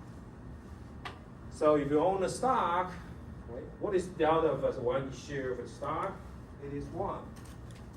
So on the right side, it's going to converge to 1. On the left side, it's converge to 0. In between, it's going to be 0 and 1. This is the tricky part of hedging an option, delta hedge, and non-linear product. You have like, your delta can be anything between 0 and 1, and it's going to be a function of stock price, which means that every day, right, at the end of today, at the closing price of a stock, you have to look at the closing price of a stock to determine how much delta, how much shares that you want to buy or sell today at the end of the day to make your portfolio delta neutral. And you can hold that position from today, the closing hour will market close today until market close tomorrow, the price is gonna change tomorrow, so you have to change your delta too. So then you're gonna start to trade the underlying at the end of the day tomorrow. Make sure that your delta is close to zero at the end of the day, every day. So that's the tricky part of delta hedge, because delta is gonna depend on the stock price. You have to look at the stock price. So that's why we call this delta hedge of a non-union product as a dynamic hedge. So you have to dynamically adjust your portfolio. So let's look at the example. A bank has sold 300,000 European calls on 100,000 shares of non-dividend paying stock. I have a bunch of parameters. Stock price is $49, strike price is 50, risk-free rate is 5%, sigma is 20, T is 20 weeks, the maturity is 20 weeks, so 5 months, I guess, something like 4 or 5 months. There is a theoretical value for the option to buy 1 share of stock is 2.4. The delta, in order to compute the delta, you need an option model. Okay? So let's assume that we use the standard model, which is the Black-Scholes, to solve for the implied delta of the option to buy 1 share of the stock is 0.52 today. How does the bank hedge its risk to lock in 300,000 minus 2.4 times 100,000 shares, which is 60,000 profit.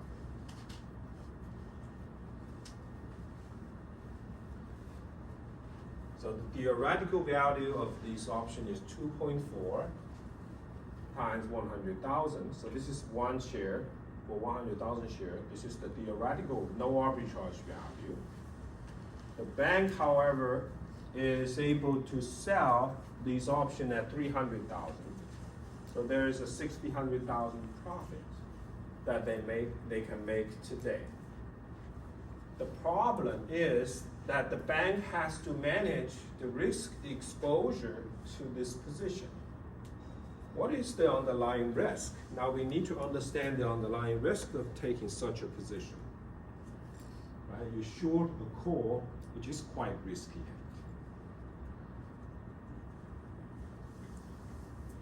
So this is the picture.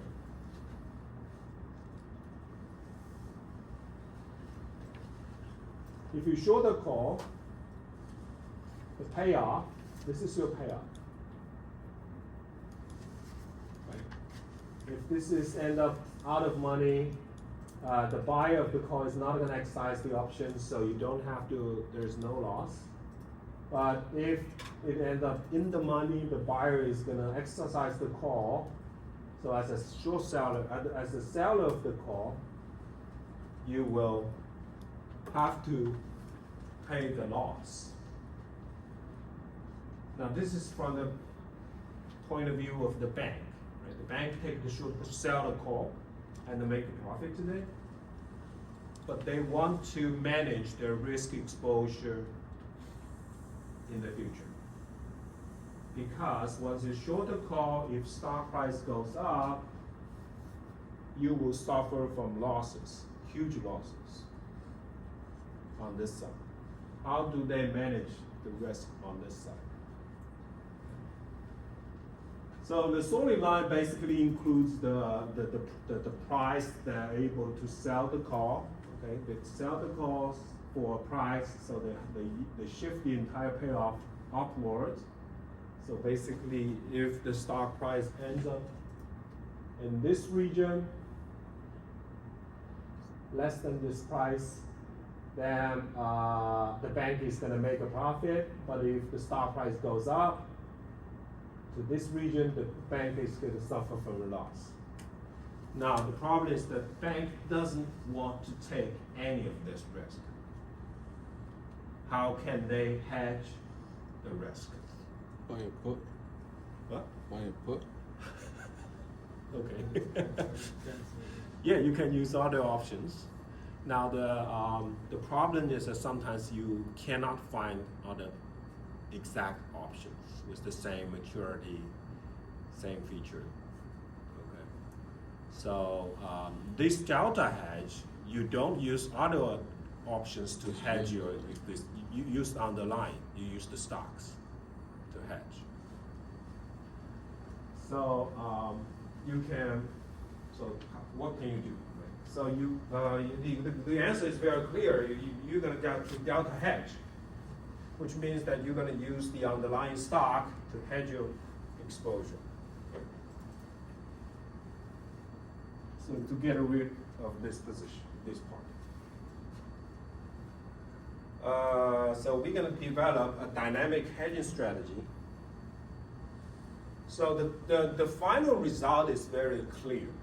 If you want to develop a dynamic hedging strategy. So there is basically two regions here. Right? One is out of money. The call ends up out of money. The call ends up in the money. If it matures out of money, I don't need any shares to deliver to the buyer of a call.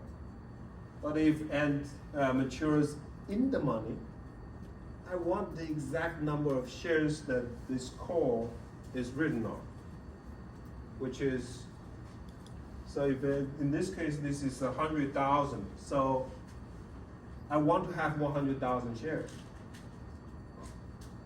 I want to own 100,000 shares if stock price move to this region. So I need these two kind of like two portfolios at the same time. Not at the same time, but in different state of the stock price. In this region, I want to have 0 shares in my portfolio. In this region, I want to have 100 shares in my portfolio.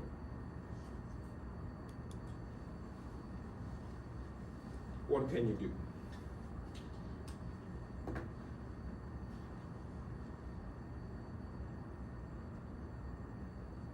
The obvious solution, you don't really need Black-Scholes to get some idea here, right? You're gonna keep buying the shares if stock price goes up. Okay? It depends on the stock price. If stock price goes down, so I'm gonna create a portfolio here. At the maturity, if share price is lower than strike, my portfolio has 0 shares. If stock price is higher than the strike, I have 100,000 shares. So you have to keep building up this portfolio. If stock price goes up, you need to buy more shares. Until at some point, if this, at the maturity, end up strike price, I have 100,000 shares in my portfolio. So I can deliver to the buyer of this call. Then I don't have to buy those 100,000 shares at the market price to deliver to the buyer of the call, because market price in this region is so expensive. That's my loss. So you want to gradually buy in this 100,000 shares. If stock price goes up, if stock price goes down, you want to sell some of those shares. And in this region, you want to have 0 share. If at maturity, hopefully you're going to have 0 share. So that's kind of the idea. You don't need an option model, but the option model is going to help you to determine exactly how many shares you want to buy at a certain price level.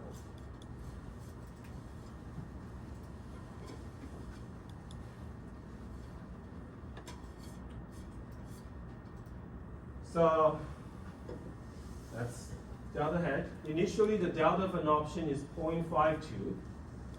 The delta of the position, because you take a short position in the call, so there's a minus sign, and the delta is 0.522. And the number of shares is 100,000, so 100,000 times 0.522, that's the delta of your call. How many shares do you need to buy and sell to create a delta neutral position? A week later, delta falls to 0.458 due to decrease in stock price. What's the delta of the position? how many shares must be sold to maintain a delta neutral portfolio position. So this is the table. So I'm going to create two tables.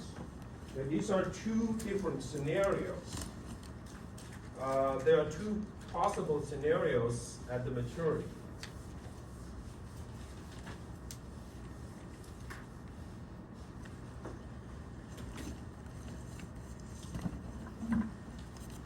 So what is my strike price? Strike price is 50.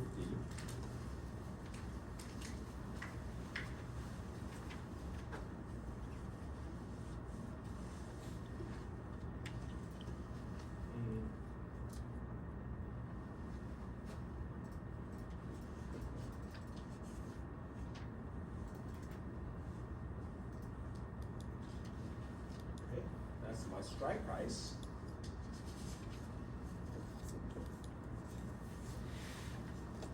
So if that's the strike price, if stock price at the maturity, this is my maturity.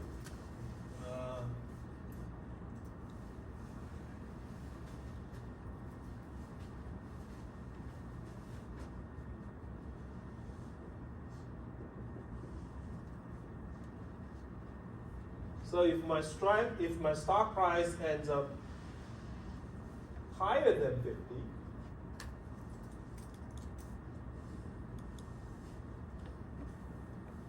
this option will be in the money.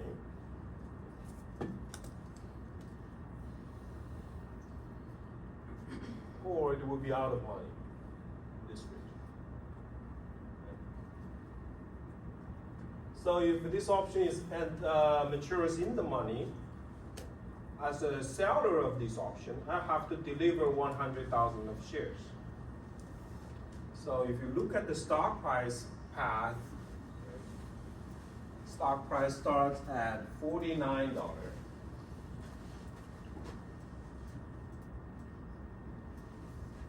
$248, 47, and jump up to 50, and maybe, I don't know. At the end, it ends at 57.25.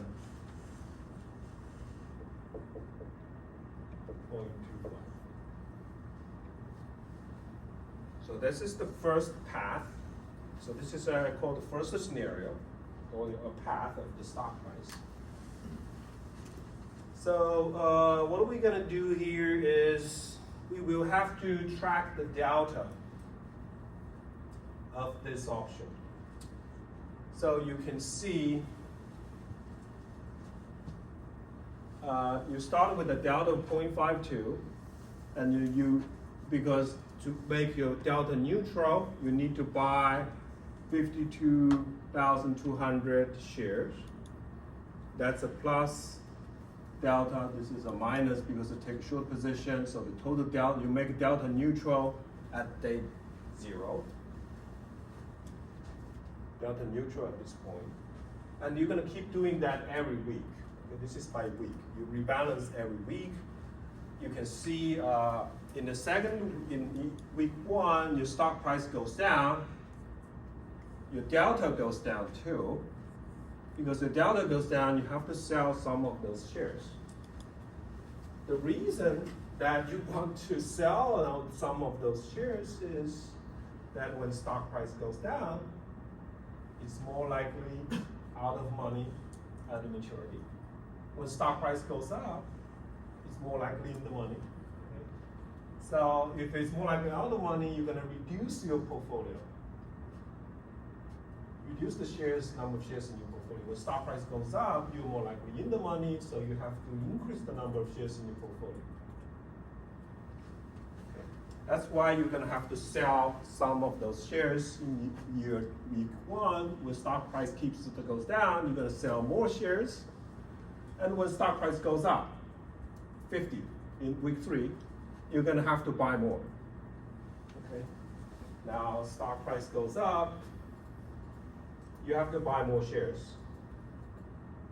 And then go down, you're probably going to sell a little bit. Go up, you have to buy more. And you're going to gradually do this every week. And at a maturity, you will find you will find 100,000 shares in your portfolio. In your portfolio, your hedging portfolio, you're going to have 100,000 shares.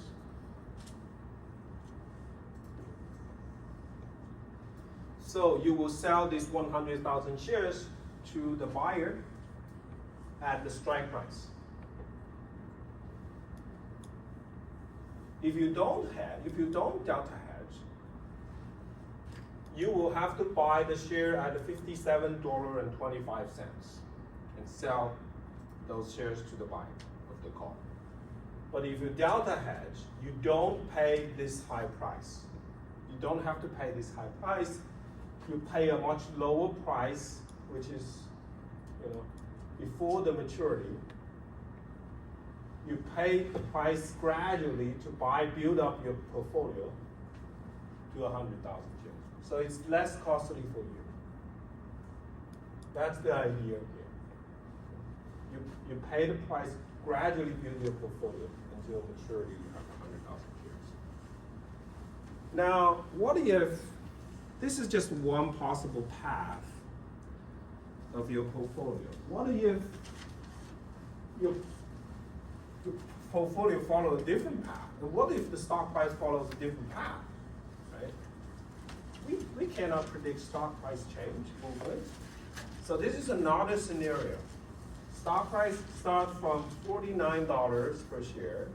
It goes up a little bit, goes up more, $52, and then drop to 50, and somehow at the end, at the maturity, it reaches 48.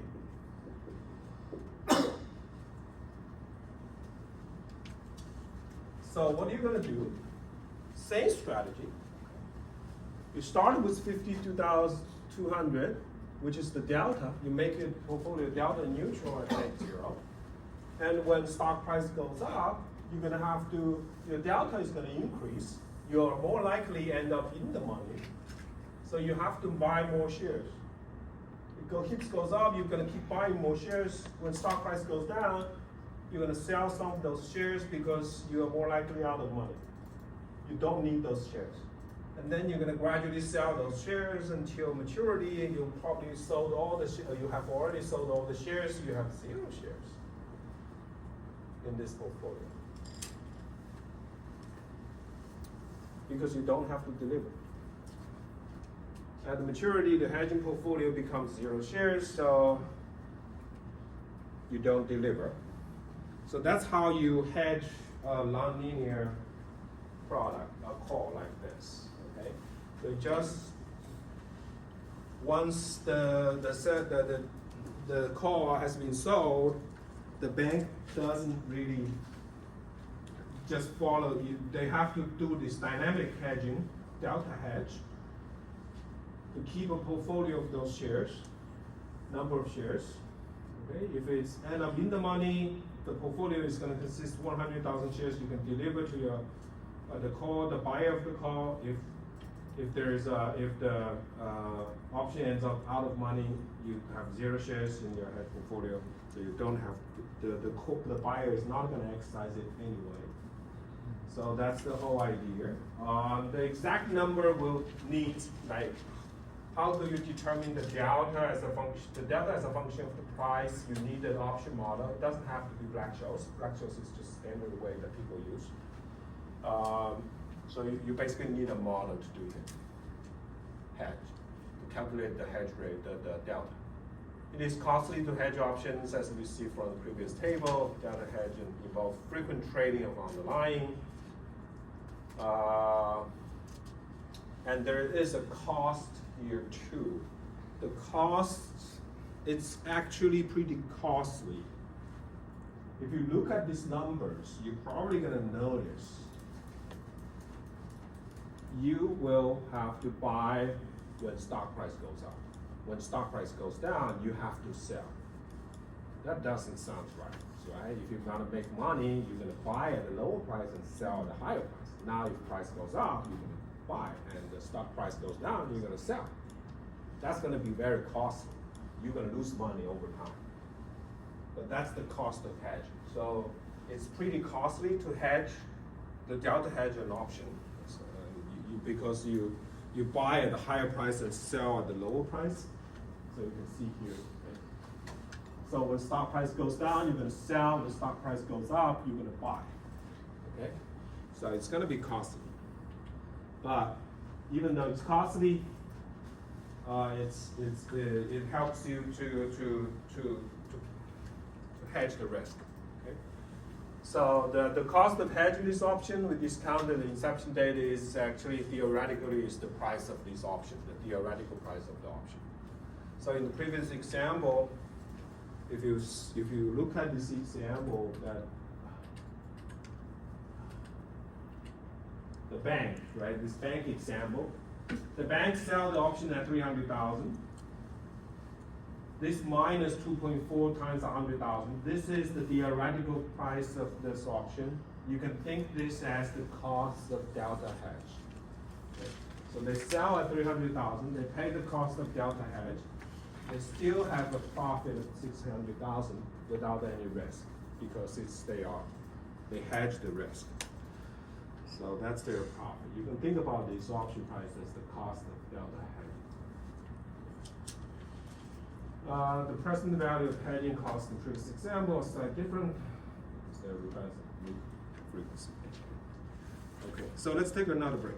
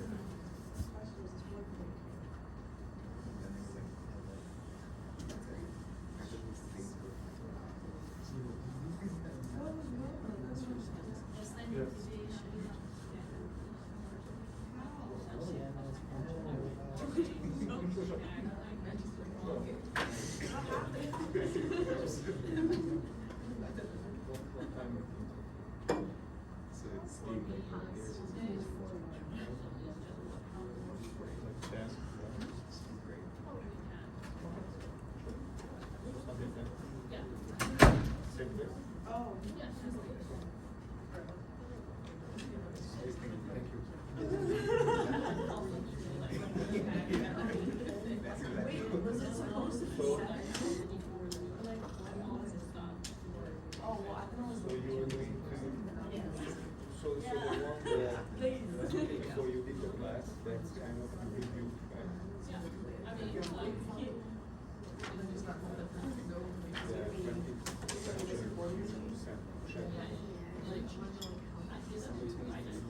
Okay, so but you're going to review what he did during the class, right? Yeah. Plus, yes,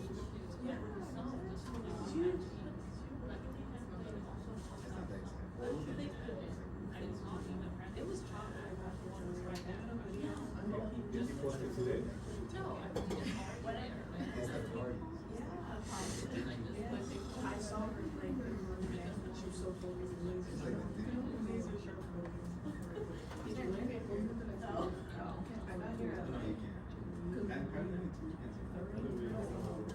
But that was my friend.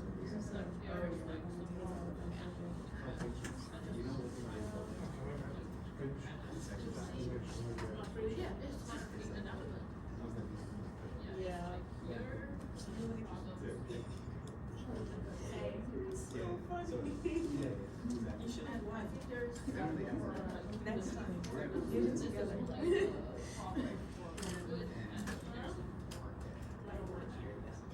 He won't be so strict, but we have to remind him to call IPS and send this microphone.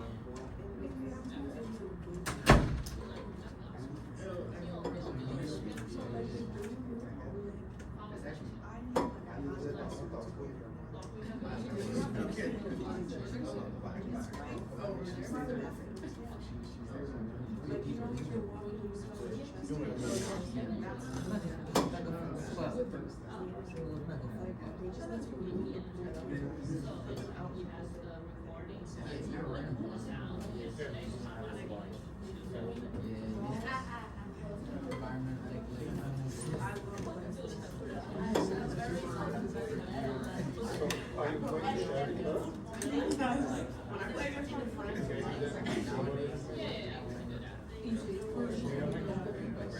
Do you have my contact? You have mine? I can share it. Okay, I'm Peter. My friend has one of her.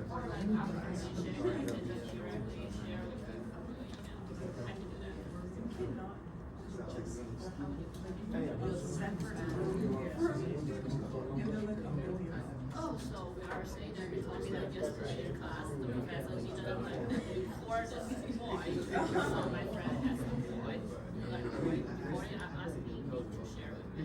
So that's all, yeah, he has it.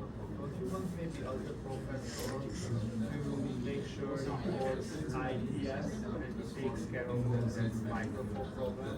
Because he posted the recording, and there is no sound. So I don't know, I think one of the key I'm not sure it's online. he should reach out to IPS, I need to services. But like, I think what they're saying, the announcement is that we have time to answer us questions now, like, talking about all the questions we discussed in the class. I think what is, that's one of the. Yeah, so we won't have actually, maybe the rest of the,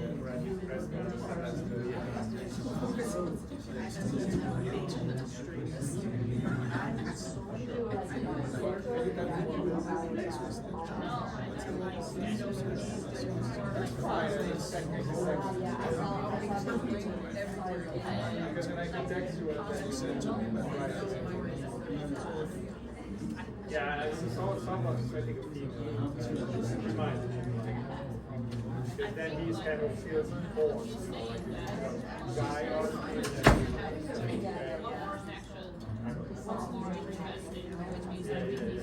Okay, I think it's important because We have questions, we can ask, and then let's be said, we were like, recording all of this, question yesterday. So just like coordinating, is asking for coordination.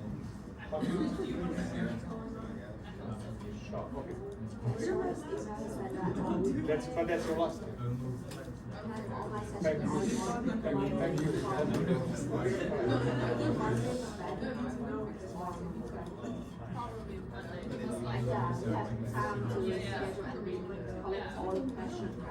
Yeah, like, yeah.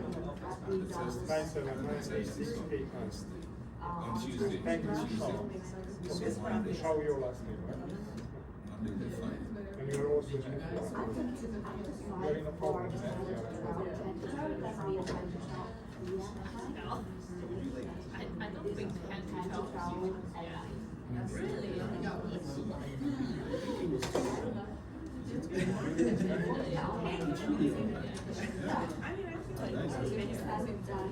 Yeah, but you need to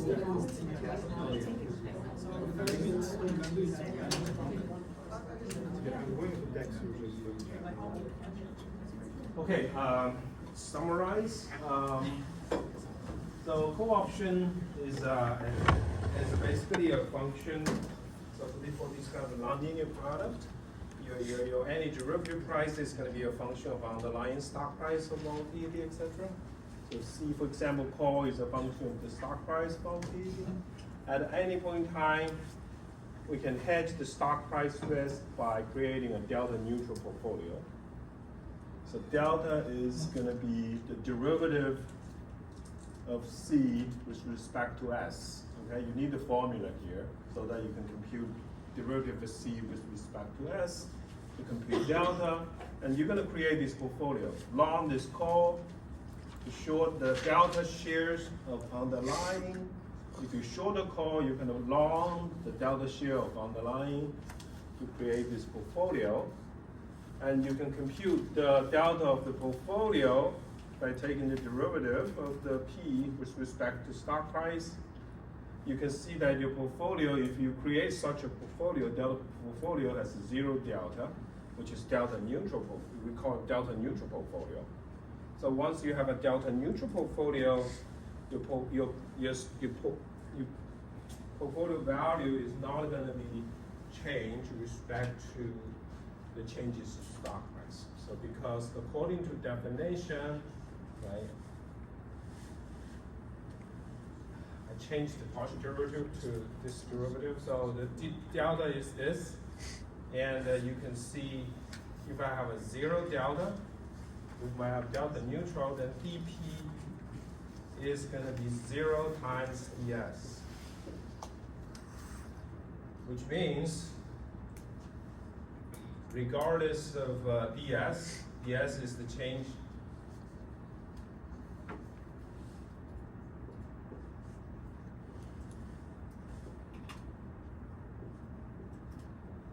regardless of the changes in ds, which is the change in stock price, since my delta is 0, my portfolio value is always going to change in portfolio value is always 0. That's why the 0 delta is going to make my portfolio insensitive to the changes in stock price.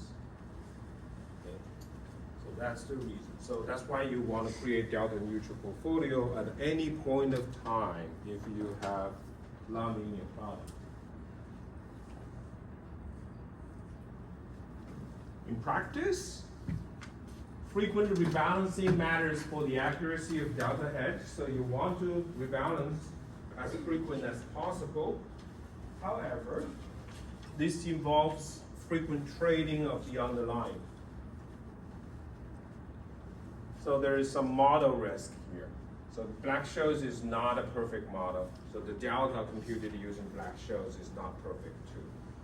Which means that even if your delta hedge using Black-Scholes delta, you will find that if stock price moves, your portfolio value still can move a little bit. It's not gonna be like drastic move like you don't hedge anything, you don't delta hedge. Delta hedge is gonna remove large part of that movement because of stock price movement. But it's still a small movement after delta hedge because that delta is not accurate. Okay? So in practice, there's no perfect hedge. There is this transaction cost because you have to frequent trade the underlying. There's transaction cost obviously if you want to trade this frequently. So you don't, this transaction cost is going to prohibit you from trading too frequently. So it's going to be very costly too. So that's also the reason why there's this economy of scale in trading the derivative. This derivative market is dominated by the small number of large dealers. So because they involve a lot of trading of these derivatives, so they can lower the cost.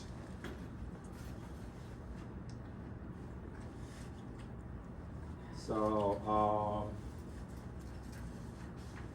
for delta hedge again, we spend 90% of time talking about delta hedge. The rest is less important. This is what we should focus on. Now let's look at the other Greeks. Gamma. Gamma is the second order derivative. Okay, it's the second order derivative of the stock price with respect to stock, of your portfolio price with respect to stock price. Gamma matters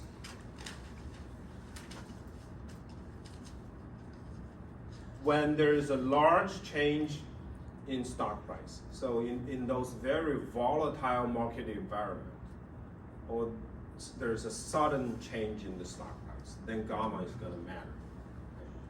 Gamma is greatest for at-the-money options. So how do we understand gamma? Is that gamma is kind of like the change in delta. Okay? The delta is the slope. Gamma is the changes in the slope. So you can see that when stock price goes up, this is kind of like increasing. So gamma is positive because the delta is an increasing function. So gamma is the change in delta, so gamma is positive. In fact, this is the gamma of a call and a put. So it's going to be highest for at-the-money options, lowest for in-the-money and out-of-money options.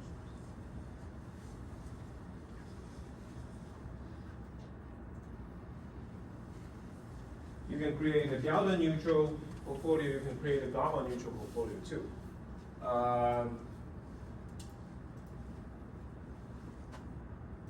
Unfortunately, you cannot hedge gamma hedge with the underlying asset. Any linear product is going to have a zero gamma because the gamma is a second order derivative.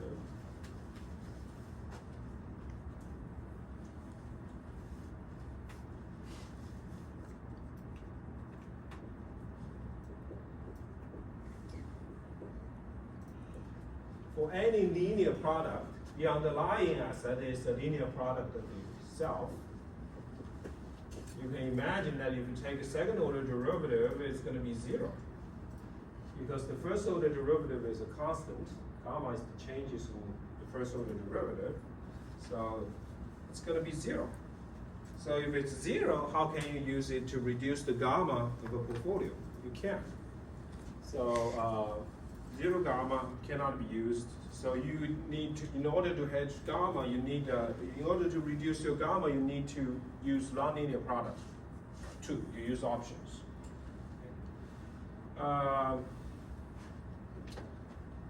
And you will find that the delta neutral provide protection against relatively small asset movements, and the gamma matters when there's a large movement in the stock price, in the underlying price.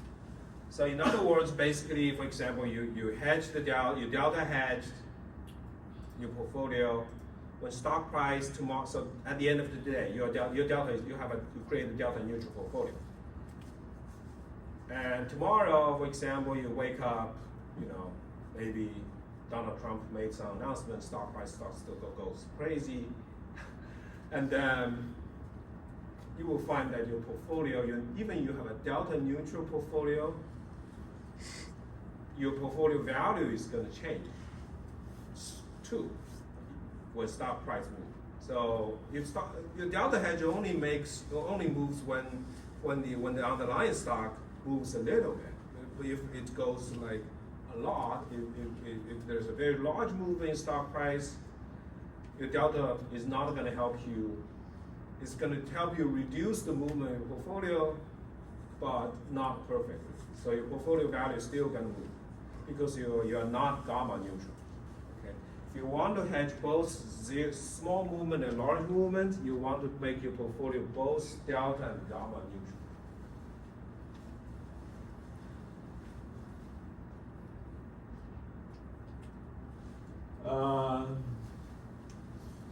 Suppose that a portfolio is delta neutral and has a gamma of minus 3,000. Delta and gamma of particular traded call with the same underlying asset at 0.52 and 1.5. How many calls must be long to make the portfolio gamma neutral?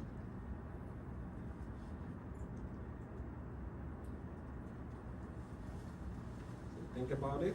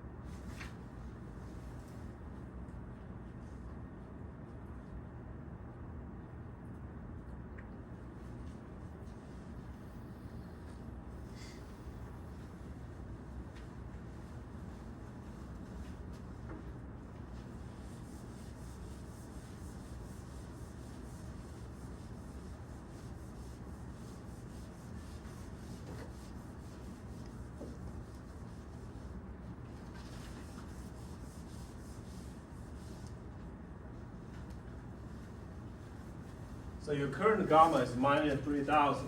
You want to use an option with a gamma of 1.5. How many options do you need? Do you need to short or long those options? It would be long You need 2,000. long 2,000, right? What else?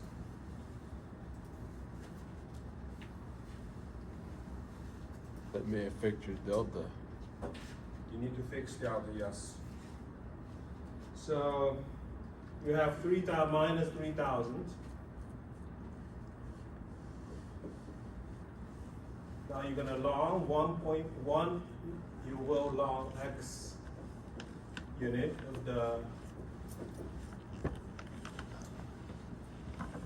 of the call option. So minus 3,000 plus 1.5 is the gamma of one call. So you need X unit. So you want to make it gamma neutral.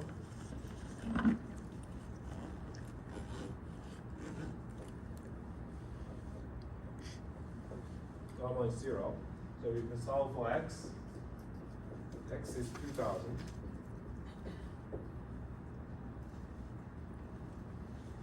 Now you are not yet finished because previously you have a delta neutral portfolio. Now if you long 2,000 units of this option, your new delta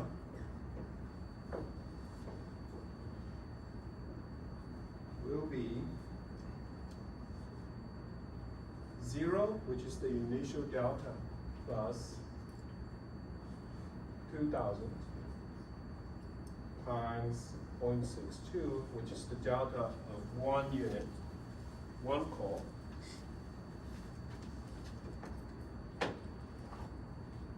So 1240, this is going to be your new delta. How do you delta hedge? Underlying asset. Short. How many?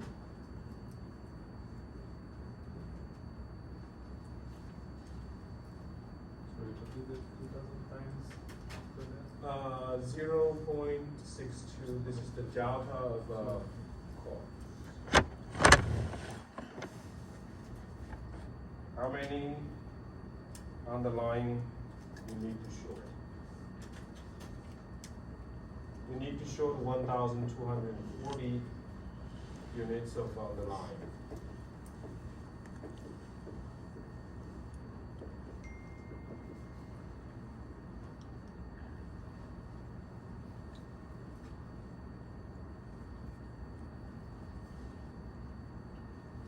so that you're gonna be delta neutral again.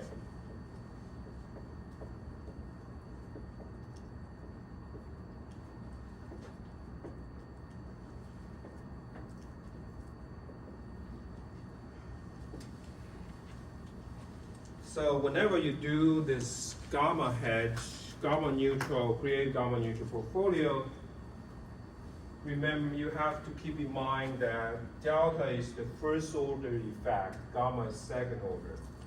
So always make it delta neutral. And you have to go back to check your delta.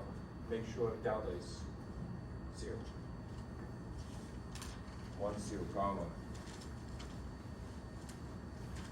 Is 0.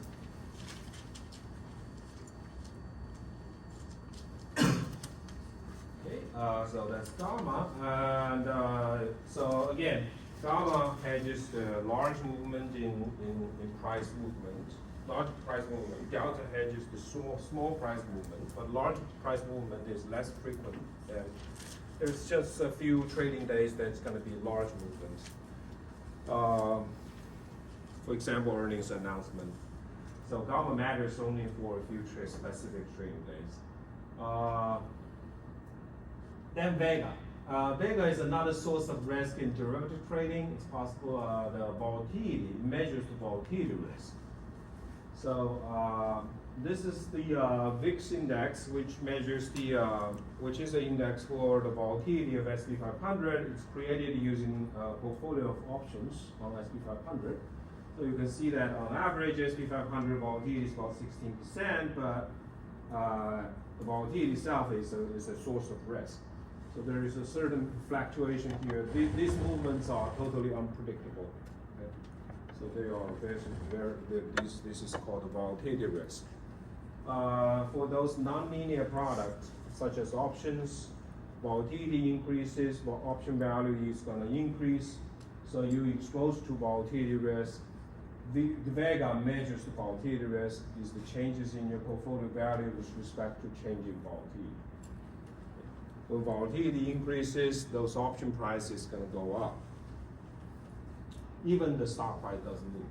So this shows you the volatility. The Vega is a function of underlying. So at the money option has the highest Vega and 0 otherwise. Again, linear product has 0 Vega, so you cannot use linear product to hedge to make your portfolio Vega neutral. You need this non-linear product. So let's look at another example.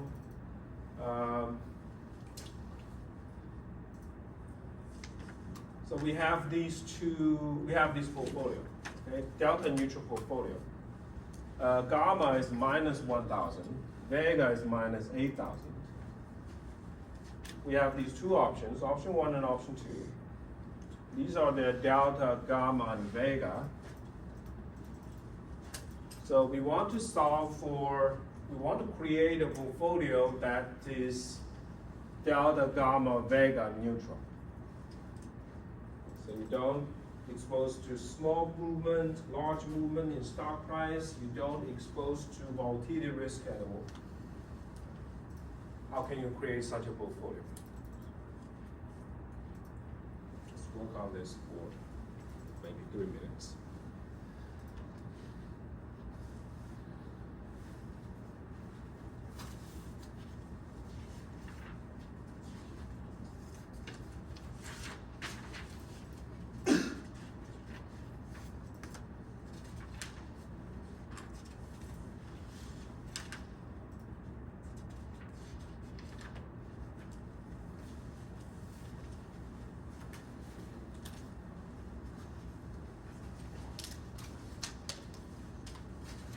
So in the previous slide, the ATM options, the add the menu function, right? Yeah.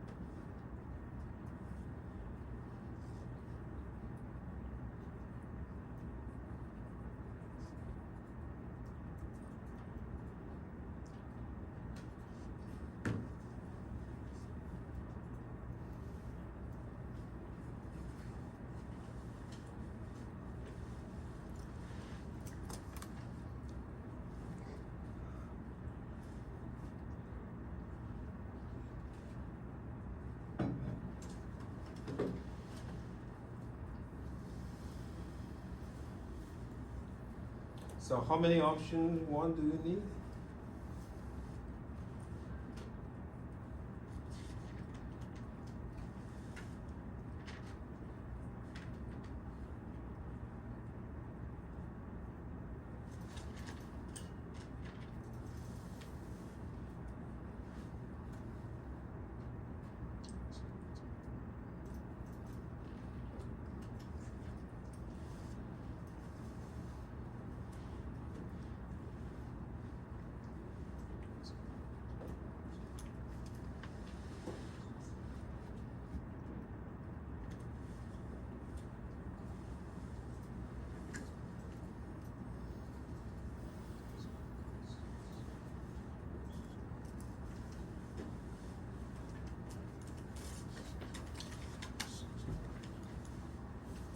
Okay, so I'm just gonna go through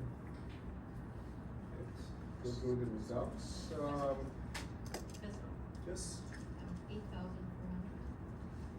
8,000 for which option? Option one. 10,000? Huh? 10,000? 10,000. Option one. For Delta? Delta. Yeah, Delta is 6,000. No. I'm trying to. I need to buy or sell some option one and option two. Okay. To make my portfolio gamma and vega delta neutral. Neutral, okay. Okay, I'm asking how many option one do I need? So let's assume that I need W1, option one, W2, option two. So we have few conditions. First one is gamma neutral.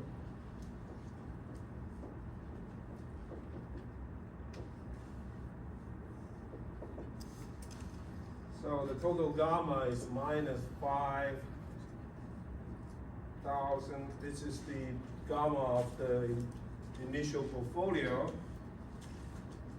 plus for option one, gamma is 0.5. For option two, gamma is 0.8.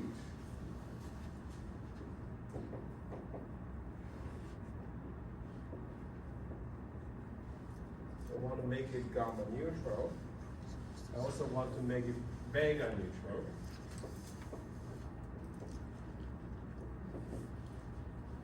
So the initial vega is minus 8,000.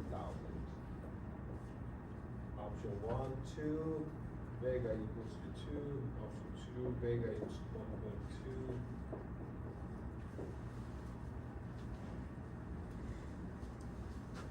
I have two equations, two unknowns. So I can solve for W1, W2. This is a linear equation. So it should be straightforward, 406,000. W1, W2. But you have to be careful after you solve for W1, W2 because now you're not delta neutral anymore. Your new delta is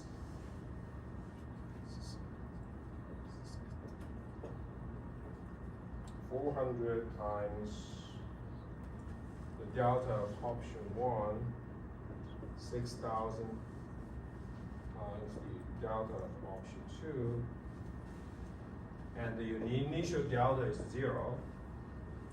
So your new delta is 3,240. How many shares do you need? Right? So you need the short.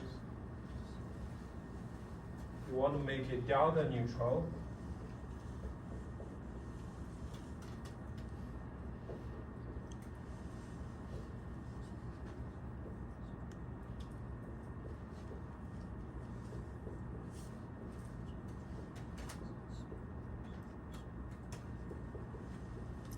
So you need to short 3,240 units of underlying to make it delta neutral.